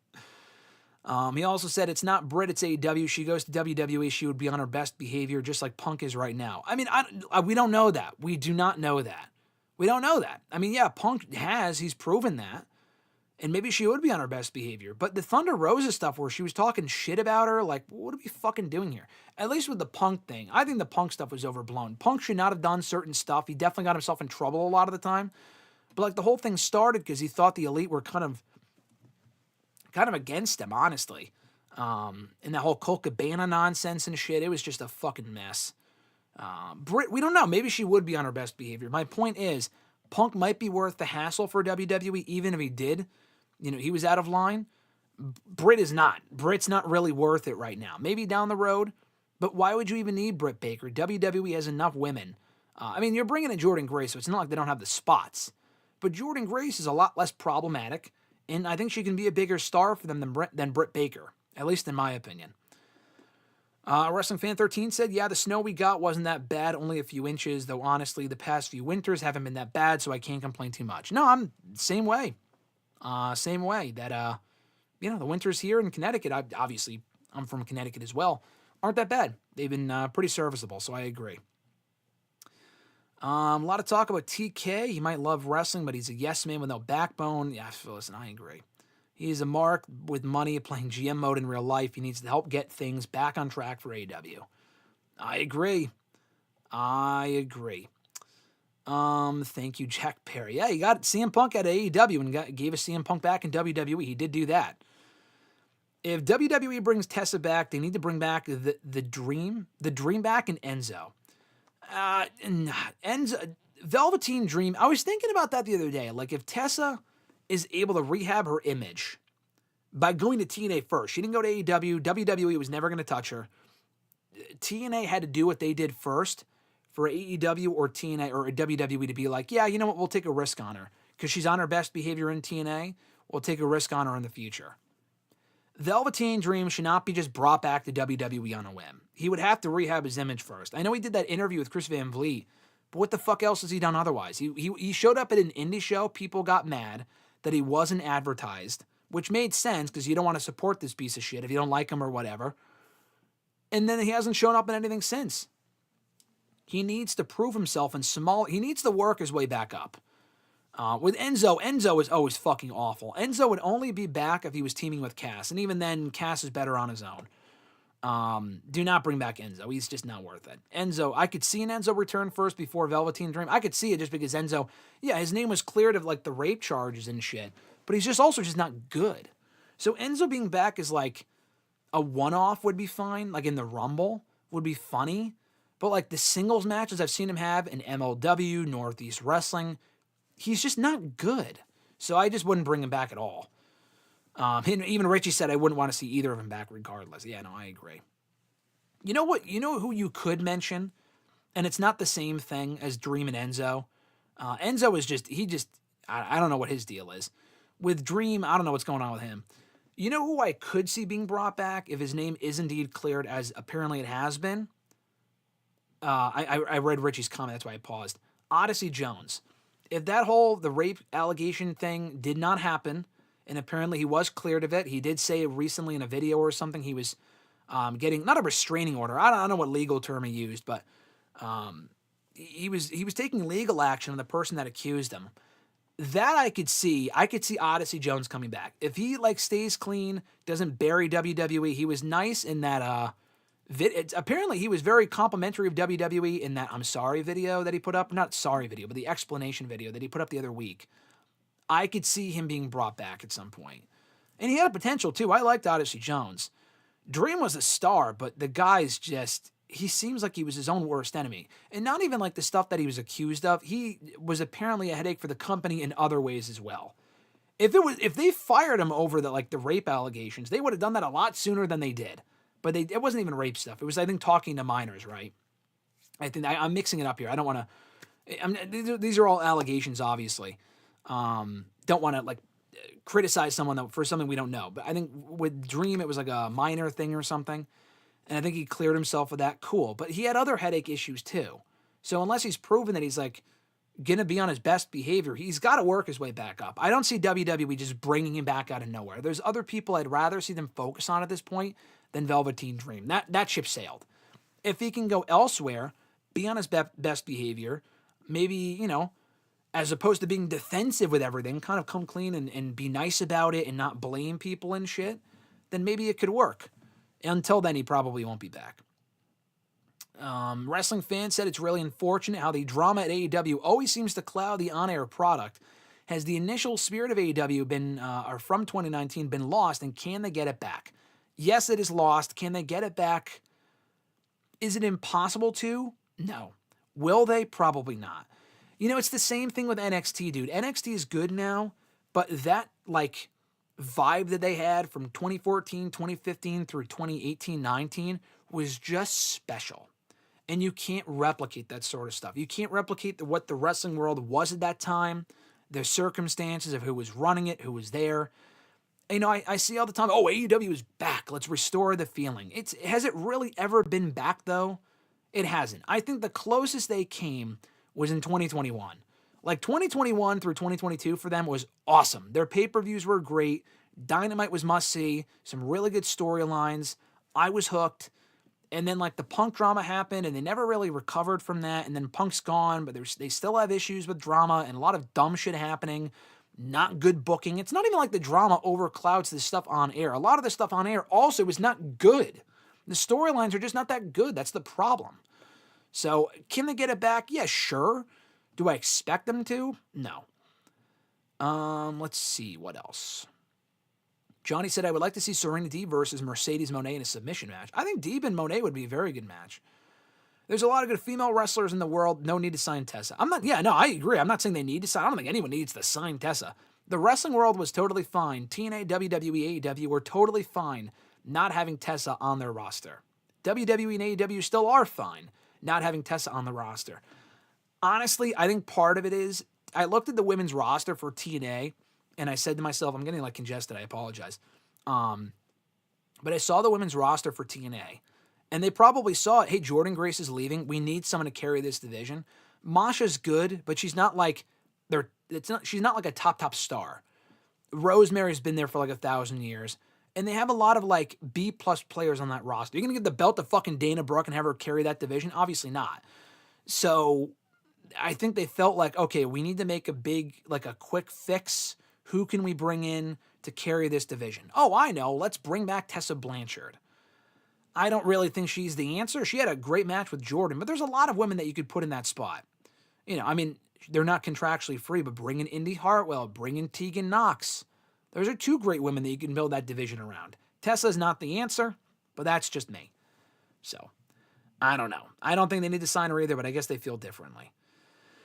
Alexis said, what's a movie or show that pleasantly surprised you? Doesn't have to be from this year. I didn't really have any expectations for Ted Lasso. Ended up really liking that show. I watched the first episode because I was told to, because I was told I might like it. I was still kind of hesitant, and I thought that show was excellent. So Ted Lasso is the first one that comes to mind. I'm sure there's plenty of other ones. Punisher and Daredevil were also... I never really watched those shows until I found out they would be canon at some point, so we checked them out. Alexis watched those with me as well, so she can attest to it, but also great shows. Punisher's been awesome. Daredevil was great, too. That third season was great. We're almost done with Punisher. Punisher's amazing. Let's see. Yes, Richie, I am remembering that abysmal NEW match. It was like a fucking casket match between Enzo and Jerry Lawler at NEW years ago. I felt like I was in the casket more than they were watching that match. It was awful. Also, AEW has Big Cass playing this comedy role with Jericho. He should be the AEW version of Drew McIntyre. I agree, Micah. Shit is awful. Alexis said, push repackage release. Velveteen Dream, Del Rio, and Jack Gallagher. LOL, 3 awful people. Release all 3 of them and never bring them back.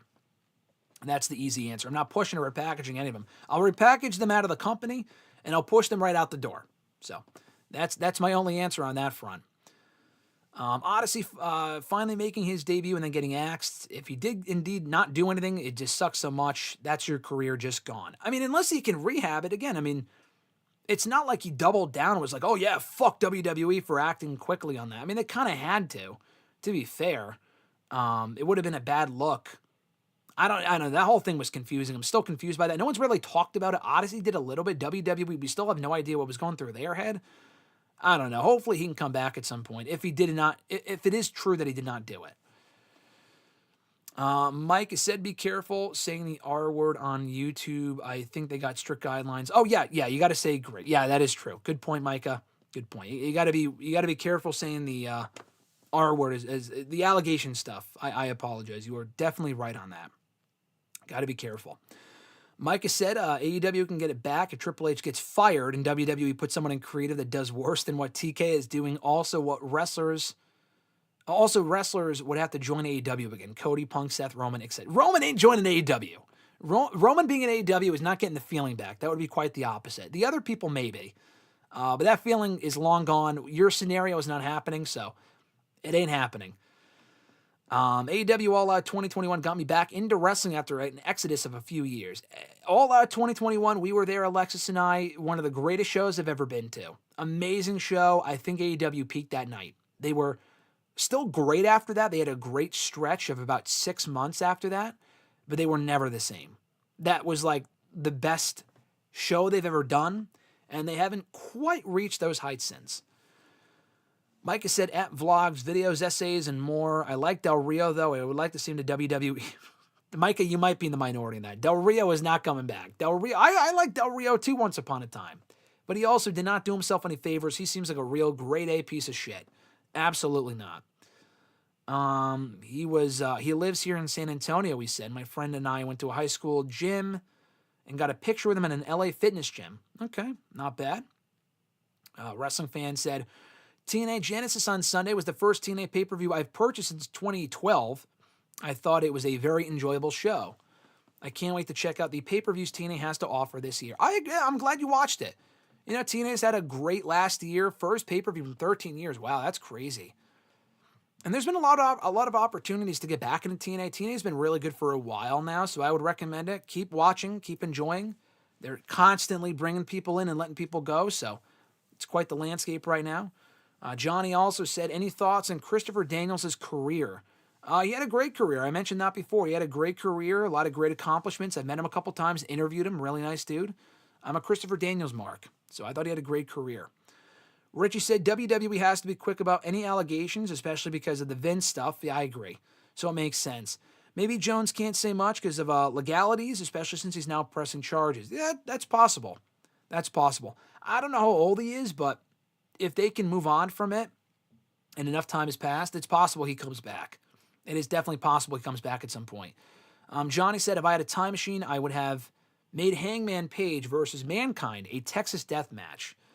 Yes, AEW does that quite a bit, Texas death matches, but Page and Mankind would be interesting now. His second comment was Daniels versus Joe versus AJ from Unbreakable 05, still my favorite triple threat match. I think I've only seen it once, but it is indeed a great match. It's probably the best TNA match, and it's probably the best match in TNA history. So I would agree with that. And, okay, Richie said he's only 30. Still has a long life ahead of him. Yeah, I think he should be fine. Micah also said, I know you got to go, but I wanted to ask you what you think of my AEW versus WWE match card I've been thinking about. Is that the one that you sent in recently, Micah? Because if so, it was really good. I thought you did a great job with it. It was very good, actually. Very, very good. So if you want to post it again, go ahead. I don't know if you sent it in.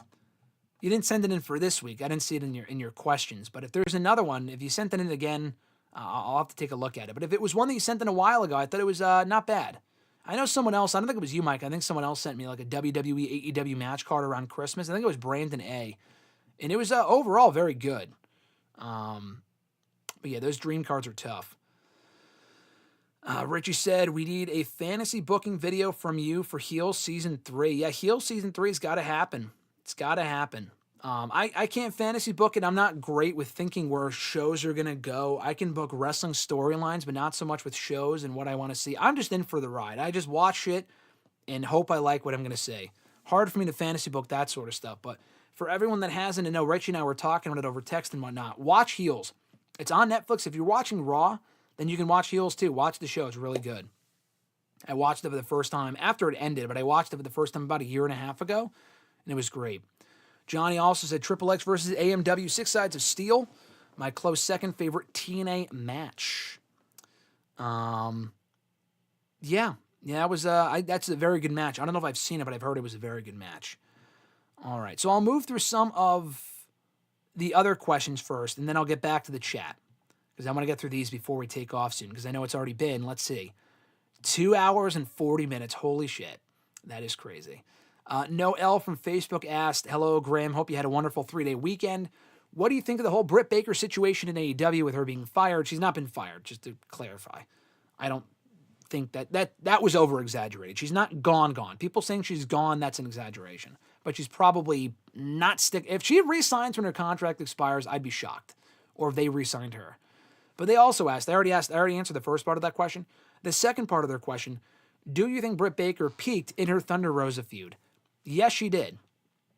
That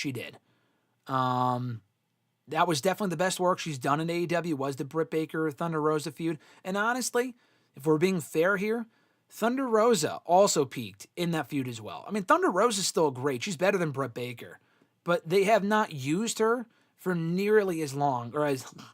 I'm looking at the chat, so I'm getting confused here. They have not used her nearly as well since that feud was over. The Britt Baker Thunder Rosa feud might have been even, I don't know if it was the peak for the women's division in AEW, but it was definitely the peak for them respectively. because they were the first women to main event Dynamite, which was great.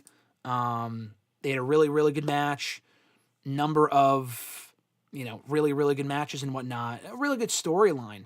I think that they could, go back to it at some point if they wanted to, but I don't know if they like each other. I don't know if Britt Baker likes her. There was a whole drama there, but I think their best work came in that program for sure. They also asked thoughts on Joe Hendry's ride in TNA. You probably mean run, but they wrote ride for some reason. I don't know. Is there a Joe Hendry ride in TNA that I'm not aware of? Is it a fucking theme park? I'm not sure. But you asked also, do you see him making a surprise appearance in the Royal Rumble? And what match in WWE would you like to see him have given the TNA WWE partnership? Yeah, I think he'll be in the Rumble. I think it would be great if he showed up on the Rumble. I feel like that'd be awesome. With the TNA title, you get a great reaction thing too from enough people who know him from TNA and enough people who saw him in NXT or just know the meme, especially the hardcore audience for the Rumble. I feel like that would go over well. What match do I want to see him have? I said it earlier. Hendry and Cena would be cool. I don't think that's going to happen. Him teaming with Cena, though, would be sick. Joe Hendry shared a really cool story about Cena on his Twitter page a couple days ago. I think it was like right after he won the title. He said that he missed out on a contract or an autograph signing that he was supposed to go to. It's John Cena autograph signing. Hendry was supposed to go, and he couldn't. His friend went instead. His friend went and asked Cena, hey, my friend can't come. Can you call him real quick on my phone? And I guess Joe said that Cena proceeded to call Joe from this kid's phone, from the friend's phone, and talked to Joe, held up the entire line for like 5 minutes to talk to Joe Hendry, who could not make it to the autograph signing. That is a story that you tell on TV. That is fucking awesome. It doesn't surprise me that Cena would do that either, but that is really, really cool. So to tell that story with them teaming up or facing each other one-on-one would be awesome. Specifically in TNA, but I would especially love to see that sort of stuff, in WWE too. A Cena, Joe Hendry match on a Raw or a SmackDown, maybe not a PLE, would have been cool. I don't think it's going to happen. Johnny also said AJ Styles and Joe Hendry. Yeah, in TNA at a Slammiversary would be cool. Joe Hendry beats him. I don't know if that would happen, but, for the TNA title at like Slammiversary or something, I think that'd be sick. I would be totally down for that. Going off of that question, at Reborn Again, John Ritland asked, also check out his YouTube channel, Real Honesty with John Ritland. He does great work. He said, so Joe Hendry wants a match with Cena. Any chance we get it, and any chance they do a short-term switch of the TNA title. Excuse me. My nose gets congested randomly sometimes, and it's hard to breathe, so if I sound, I'm not sick, it's just my nose it's fucked up sometimes. Mostly because I've been talking for 3 hours straight. That's the bigger reason, but anyway, so he asked any chance we get it and any chance they do a short-term switch of the TNA title so John Cena gets the 17. I said this earlier, that is absolutely not happening. But, it would be cool to see Cena in a TNA ring. Is it going to happen? Absolutely not. But it would be pretty sick, though. Non-wrestling related as well from John. Curious if you've seen the trailer for Love Hurts, the new comedy with Kihei Kwan from Indiana Jones and the Temple of Doom, obviously, as well as Everything, Everywhere, All at Once. He's in that movie as well. If so, are you planning to see it? He's also from Loki Season 2 as well. Are you planning to see it? Side note, I'm at 12 movies already for 2025. Yeah, I have seen the trailer. It actually aired during Raw last night, during the commercials. Will I see it? Probably not. In February especially, we're seeing the Captain America movie, which we talked about last week. And I would also like to see Paddington 3. If Love Hurts is some sort of amazing movie that gets incredible reviews, then I'll go see it. Otherwise, as of right now, I am not planning to see it. Last 3 questions at Iwagu91. What do you think Roxanne Perez's best NXT Women's Championship defense was for her overall reigns as NXT Women's Champion? I feel like we get at least one Roxanne Perez question every single week. That's not bad because she's great, so I get it. Her best title defense. It would not be from her first run. Her first run lasted only a few months, and it was mostly an afterthought. She didn't really have a lot of title defenses at that point, so I don't think I would name any of those. From her second run, the Jordan Grace match was good. I thought the finish wasn't good. It was lazy, but whatever. The Julia matches were very good. I think the best match Roxanne Perez had as NXT Women's Champion was the match that she had on TV with Thea Hale. Honestly, I think that was the best match that she had as NXT Women's Champion. She worked really, really well with Thea Hale. And honestly, there was a point in that match I thought Thea Hale might win. She didn't, but I thought it might happen. So go back and check that one out. The second question, with Jordynne Grace's TNA run done and a WWE run inevitable, do you see her joining the main roster or going to NXT? I see her going right to the main roster. I think she should. She's already been in NXT enough. She's had enough exposure there. There's no real reason to, have her go to NXT and challenge for the championship and win it. They already have Stephanie Vaquer. They already have Zarya. They already have Julia. Do you really need Jordynne Grace there as well? The answer is no. So I think Jordynne Grace would be a much better use on the main roster right away and debuting in the Rumble and showing up on Raw or SmackDown from there than going to NXT, which I think they could totally do. But I think her going to the main roster just makes more sense. I think the NXT thing is let's not forget about that as a possibility. But either way, she's headed to WWE. No doubt about it. Imagine she shows up in AEW instead. All this talk of Jordynne Grace going to WWE, and she just shows up on Wednesday's Dynamite instead. That would be crazy. Last question before we get back to the chat. With Josh Alexander's TNA run also done, excuse me. My God, my nose is just bothering me. It's another sign we got to get going here momentarily. With Josh Alexander's TNA run also done, where do you see him going? I think he's going to WWE.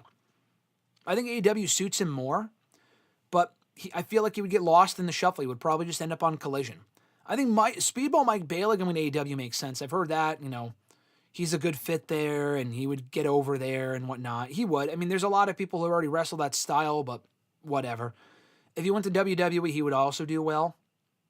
But Speedball in AEW makes sense. I just think Josh Alexander specifically, he doesn't scream superstar, but he's so fucking good in the ring and has been built up so well in TNA that I feel like just the natural progression of things would to have him go to WWE. If this was AEW like 4 years ago, Ethan Page went to AEW 4 years ago. Could he have gone to WWE first? Sure, but he made the right choice because at that point AEW was the hotter prospect. In WWE, there was no stability there. There was no stability, and he might as well just end up going to WWE at this point because they have more stability and more of a track record of booking former TNA talents. Well, not everybody. Dragon Lee's not a TNA talent, but he's a Ring of Honor guy, and they have yet to really tap into his full potential.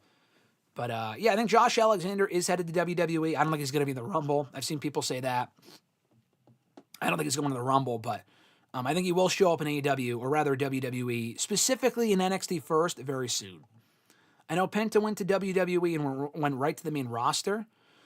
I know, Penta did that. Ethan Page went to NXT first. There's certain people like Motor City Machine Guns. They've been around long enough. They should go right to the main roster. And they did. There are certain people that should go to Raw or SmackDown first and then go to NXT. Go to NXT and then the main roster, or just go right to the main roster.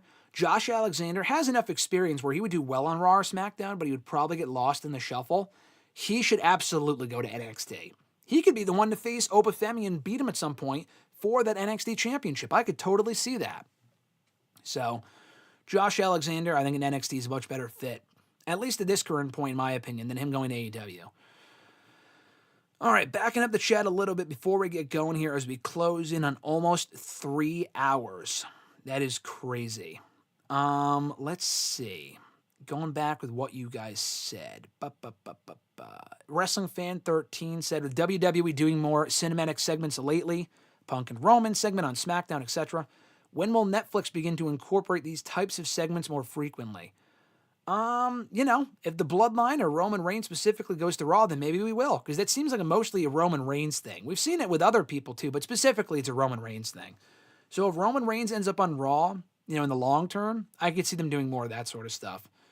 There's been no reason to do the cinematic stuff on Raw yet on Netflix, but at some point I think they will do it. I think it's more of a matter of when than if.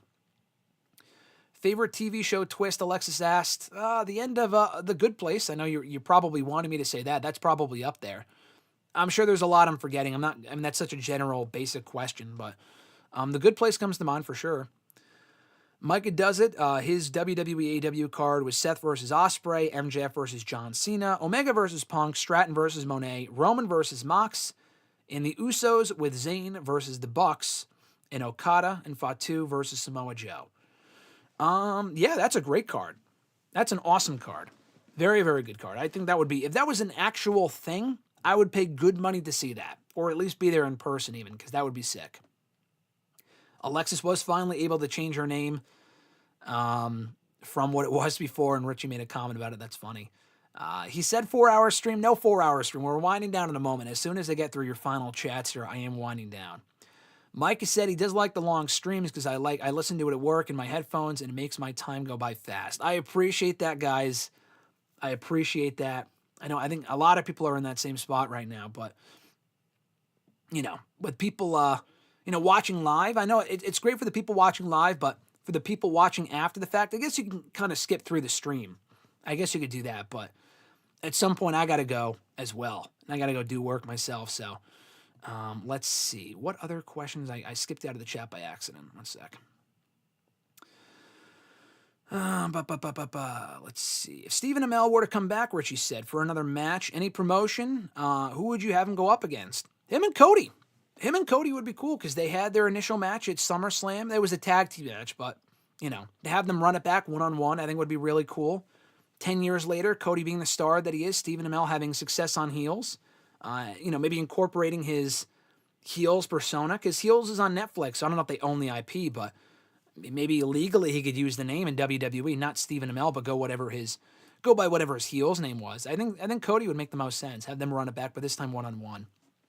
I think when he had his one-on-one match in AEW many years ago, I think at All In or whatever, I think it was against Christopher Daniels, and they had a fun match too. But in WWE, it would probably be, you didn't say WWE, you said any promotion, but I think Cody, to me, just knowing their history, this time one-on-one would be the best option. Micah, again, said the longer the better, the stream, bro, for 24 hours if you want. I'll still be in the chat chilling with you. I appreciate it. I would probably just be dead here in the chair. If it was a 24-hour stream, it's almost 3 hours. You can hear me breaking down. I got to go, go get a glass of water or something. My nose is acting up on me for whatever reason, probably just because I've been talking for so long. But if I was here for 24 hours, you could watch me, like I said last week, you could watch me sleep, watch me die in the chair in front of you. Whatever you want to do, that's fine with me. Let's see. If you were here, that's still cool. Richie said, same, literally sitting at my desk, chatting more than I'm working. Really good for my morale. Alexa's talking about her new intro. Johnny said, AEW dropped the ball with Deanna. Yeah, she had a great first few months. She really hasn't done a whole lot since. That Thunder Rosa feud is a great follow-up for her. That was a great way to use her after that initial couple of months. But then after that, they clearly didn't know what to do with her because she really isn't on TV all that much at all.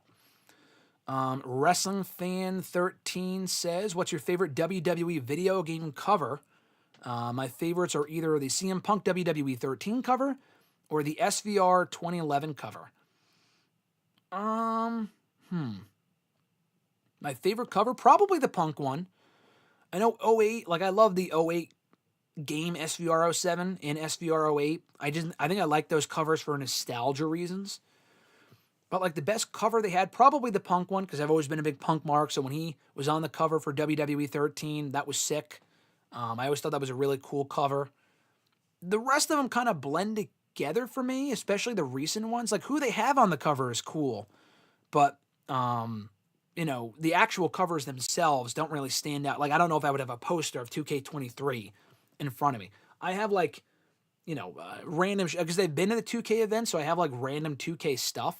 I have a flag from 2K24 or some shit over there. You can't see it, but it's kind of the cover. That cover was cool. But probably the CM Punk one. I would agree with that. No 24-hour stream, Richie. I appreciate it, though. Richie talking about Canva. Yeah, Canva's great. I use Canva for pretty much all my stuff because of Alexis. And it's just easy for me to use. I'm just very basic. I know Adobe Creative Cloud is good too. I know a lot of people recommend that, but it's just, for me, not as easy to use. I could learn to use it. Listen. I'm good, pal. I'm good. I'll continue using Canva though. You guys are talking about 2K13 here. I'm going through the rest of the chats. You guys are talking amongst yourselves, which is sick. Let's see. Micah said, bro, GSM, the power went out here because of the snow, LOL, and this happened last time in 2021. That is crazy. You guys lost power because of that? Yeah, like I said, because you don't have the infrastructure to support it. Even with 2 inches of snow, it's enough snow though to kind of mess up the wires and stuff like that, so I get it. That is funny though. Guys talking about CapCut, Canva. Yeah, I enjoy Canva. Wrestling Fan 13 says, yeah, that was an incredible story Joe Henry told. That was on his interview with CVV. I did not know that. I knew he said it on Twitter. I did not know he told that to Chris Van Vliet. That is cool. Micah said, Alexis, I'd love to see vlog videos take us with you guys to a show in different cities y'all visit, trying different food and city attractions and stuff like that. I mean, she's done that sort of stuff before. I used to do some vlogs when I used to go to shows. One, I don't have the storage of my phone to do that anymore, but I'm also just focused on a million other things, so I don't really do that anymore.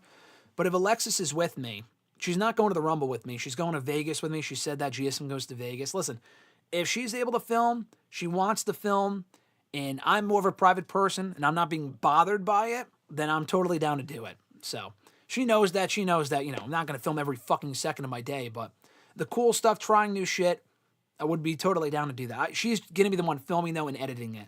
I do the streams and stuff like that. So if she wants to do it, we could totally do it. We could totally film our trip and us going to the shows and trying certain shit. I've been to Vegas before, and I loved it the last time. So if she's down to do it, we could totally film it and put it up as a vlog on either my channel or her channel after we come back. Micah said, Josh Alexander is a scrub. Leave him on AEW. Not a fan of his look. He just doesn't seem entertaining. All right, bold prediction or bold take there, hot take there from Micah. I think Josh is great, but that's totally fine that you feel that way. Wrestling Fan 13, what is your favorite Wrestle Kingdom event, he asked. The run New Japan had between Wrestle Kingdom 9 and 13 is insane. My favorite event is Wrestle Kingdom 12, personally. So what did we just have, 19? So that would have been, 7 years ago? Did we just have 19? So 12 would have been, 2018? Was that the Omega Jericho one? I think I watched the entire show. I don't know if I reviewed it, but I think I watched that entire show, or at least parts of it. That was a great show. I don't really have a favorite Wrestle Kingdom, to be honest. I don't really have a favorite Wrestle Kingdom. There's been some good ones. There's been some really good matches I've seen from Wrestle Kingdom, but not like a favorite event. Maybe the one from 2016. I don't know if I watched that whole show, but I saw Nakamura and AJ from that show. And then I think Okada and Omega. That was 2017, actually, I believe. So, yeah, probably Wrestle Kingdom 12. If that was the one from 2018, I think I watched that show. So, yeah, probably that one, too, although I don't really have a favorite one myself. Micah said, I hope you and GSM talking to Alexis. I hope he says he hopes that we go to the casino and win $3 million. You probably would not see me streaming on YouTube anymore after that. So be careful what you wish for. Richie said, everyone keep chatting so we can hit 4 hours. No. Please, spare me. I gotta go eat, dude. I'm fucking starving. You guys can eat and watch. I can't. I mean, maybe I can. I gotta go get food, though. I can't just sit here. I can't leave a blank screen on. So maybe next time we can bring food and we can all eat together as we answer questions. Jack Spade versus Cody Rhodes. Exactly. Let's see.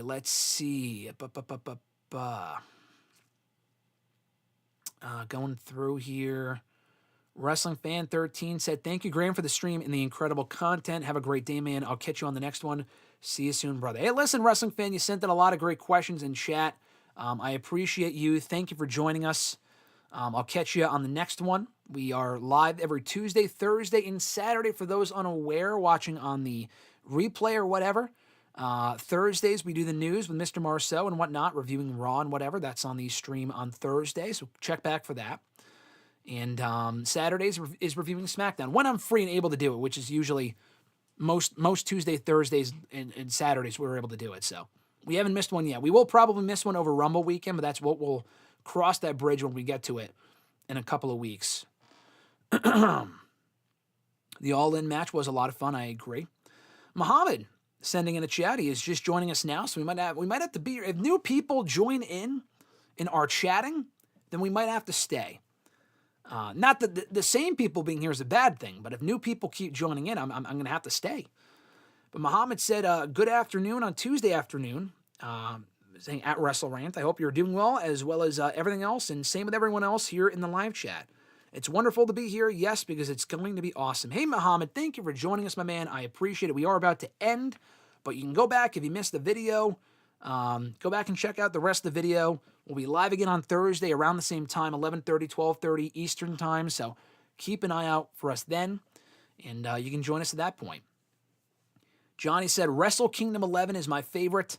It featured one of my top 5 greatest matches of all time in the main event. What was 11? You're talking about Okada and Omega? I saw that as well. That was I don't think I watched that entire show. I think I only watched for that main event. The main event was great. Okada and Omega, it was so good that I went out of my way to watching that match. I went out of my way to watch that match because it was that good. At that point, I was not watching Wrestle Kingdom in full. I think I watched Wrestle Kingdom 2015 in full to review it for WrestleRant.com. 2016, I think I watched AJ Nakamura after the fact because I heard it was so good. Did not watch the entire show, I don't think. And then 2017, I think I watched the whole show. 2018, I think I watched the whole... No, 2017, I don't think I watched the whole show, but I did go back and watch for Okada and Omega because I heard it was amazing, and I went back and watched it, and it was indeed amazing. Share this live, everyone. I am at your mercy.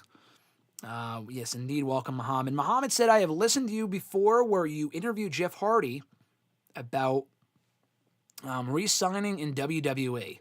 All right, cool. Very nice, very nice. That would have been, what, 5 years ago? That would have been 5 years ago that I would have talked to Jeff about re-signing with WWE and keeping the music and doing No More Words or whatever. That would have been, I think, back in late 2020. So, Muhammad, old channel. Yeah, Graham Matthews was. I am still Graham GSM Matthews, obviously, but if you've been subscribed since then, since it was called Graham GSM Matthews, which was a couple of years ago, then you've been around for a long time, my man, so I appreciate you. Thank you so much for checking out the content, sticking with us, now chatting in. You guys are great. And Richie said, potty and water break for Graham. Seriously, dude. No, it's not a break. It's I'm going to end the stream, and our break is until Thursday. And then Alexa said, we'll be right back screen or something. Canva has those. Well, I'll have to go get one. That's where I got the intro and the outro video. All right. I think on that note, we'll wind down here. We've been here for 3 fucking hours. You guys are killing me. In a good way. Great way. Thank you so much for chiming in the chat, sending in great questions. Whether you sent it in advance or after the fact, be sure to keep sending in great questions. We'll talk about it next week. If you guys are still working and listening, I apologize that I got to go, but I do indeed have to leave. I got other shit I got to do, and I'm fucking starving, so... And I got to piss. I need the potty and, as Richie said, the potty and water break. I do indeed need that. But nonetheless, guys, thank you so much. If you want to send in a chat to the show, be sure to do so by tweeting me on the Twitter machine at WrestleRant with the hashtag AskGSM. Find me on Facebook as well, facebook.com/Graham.gsm.Matthews. Drop a comment on the post that I usually put up on Tuesday nights. Try not to read the chat. Richie's popping me here. Drop a comment on the post I usually put up on Tuesday nights, if not on the wall itself. And last but certainly not least, drop your question down below in the comment section on this very video. I'll include your question in next week's edition. And like I said earlier, guys, be sure to support the channel, support WrestleRant, support the brand, buy a t-shirt, ProWrestlingTees.com/WrestleRant. It's in the description box down below. You can also check out our streams every single Tuesday, Thursday, and Saturday here on the channel, unless it's a day where I can't do it. And at which point, Alexa said now, she's trying to make me laugh so I can stay. It's stupid. And no Lilo and Stitch lessons today, Richie. Not today. We'll maybe next week. We can do that next week. If you send in a question about Lilo and Stitch, we can... yes, I am still live on it. I don't know why, because everyone's still here in the chat, which is cool. But we are still fucking live, yes. We're still fucking live. I don't know why. It's my own fault. I get distracted very easily. I feel like I'm being diagnosed with ADHD. Just from reading the chat. Richie and Alexis are killing me here. But yeah, we'll be back on Tuesday or Thursday with Wrestle Rant Radio. Myself and Mr. Marceau. Hopefully the audio works. Hopefully the audio works today. On Saturday, we should be back with a SmackDown live stream reviewing SmackDown, so tune in for that again. And yeah, check out all the other content on the channel. Until then, I got to go clear up my sinuses, get something to eat, take a piss, and get some other shit done. But I appreciate you guys being here. I think the longest stream that we've ever fucking done at 3 hours. Completely ridiculous. I can't promise every stream will also be 3 hours, but you know, we will find out, I suppose, next week. But on that note, guys, thank you as always for tuning in. Thank you as always for sending in your great questions. We'll be back next week here live on the channel. Until next time, guys, I'm Graham GSM Matthews. Thank you, Alexis, Ahmed, Rich. Ahmed said he has no issue with me being live. Well, I have an issue with it because I got to go. But I appreciate you guys. Take care, folks. Have an awesome one, and I'll catch your ass down the road.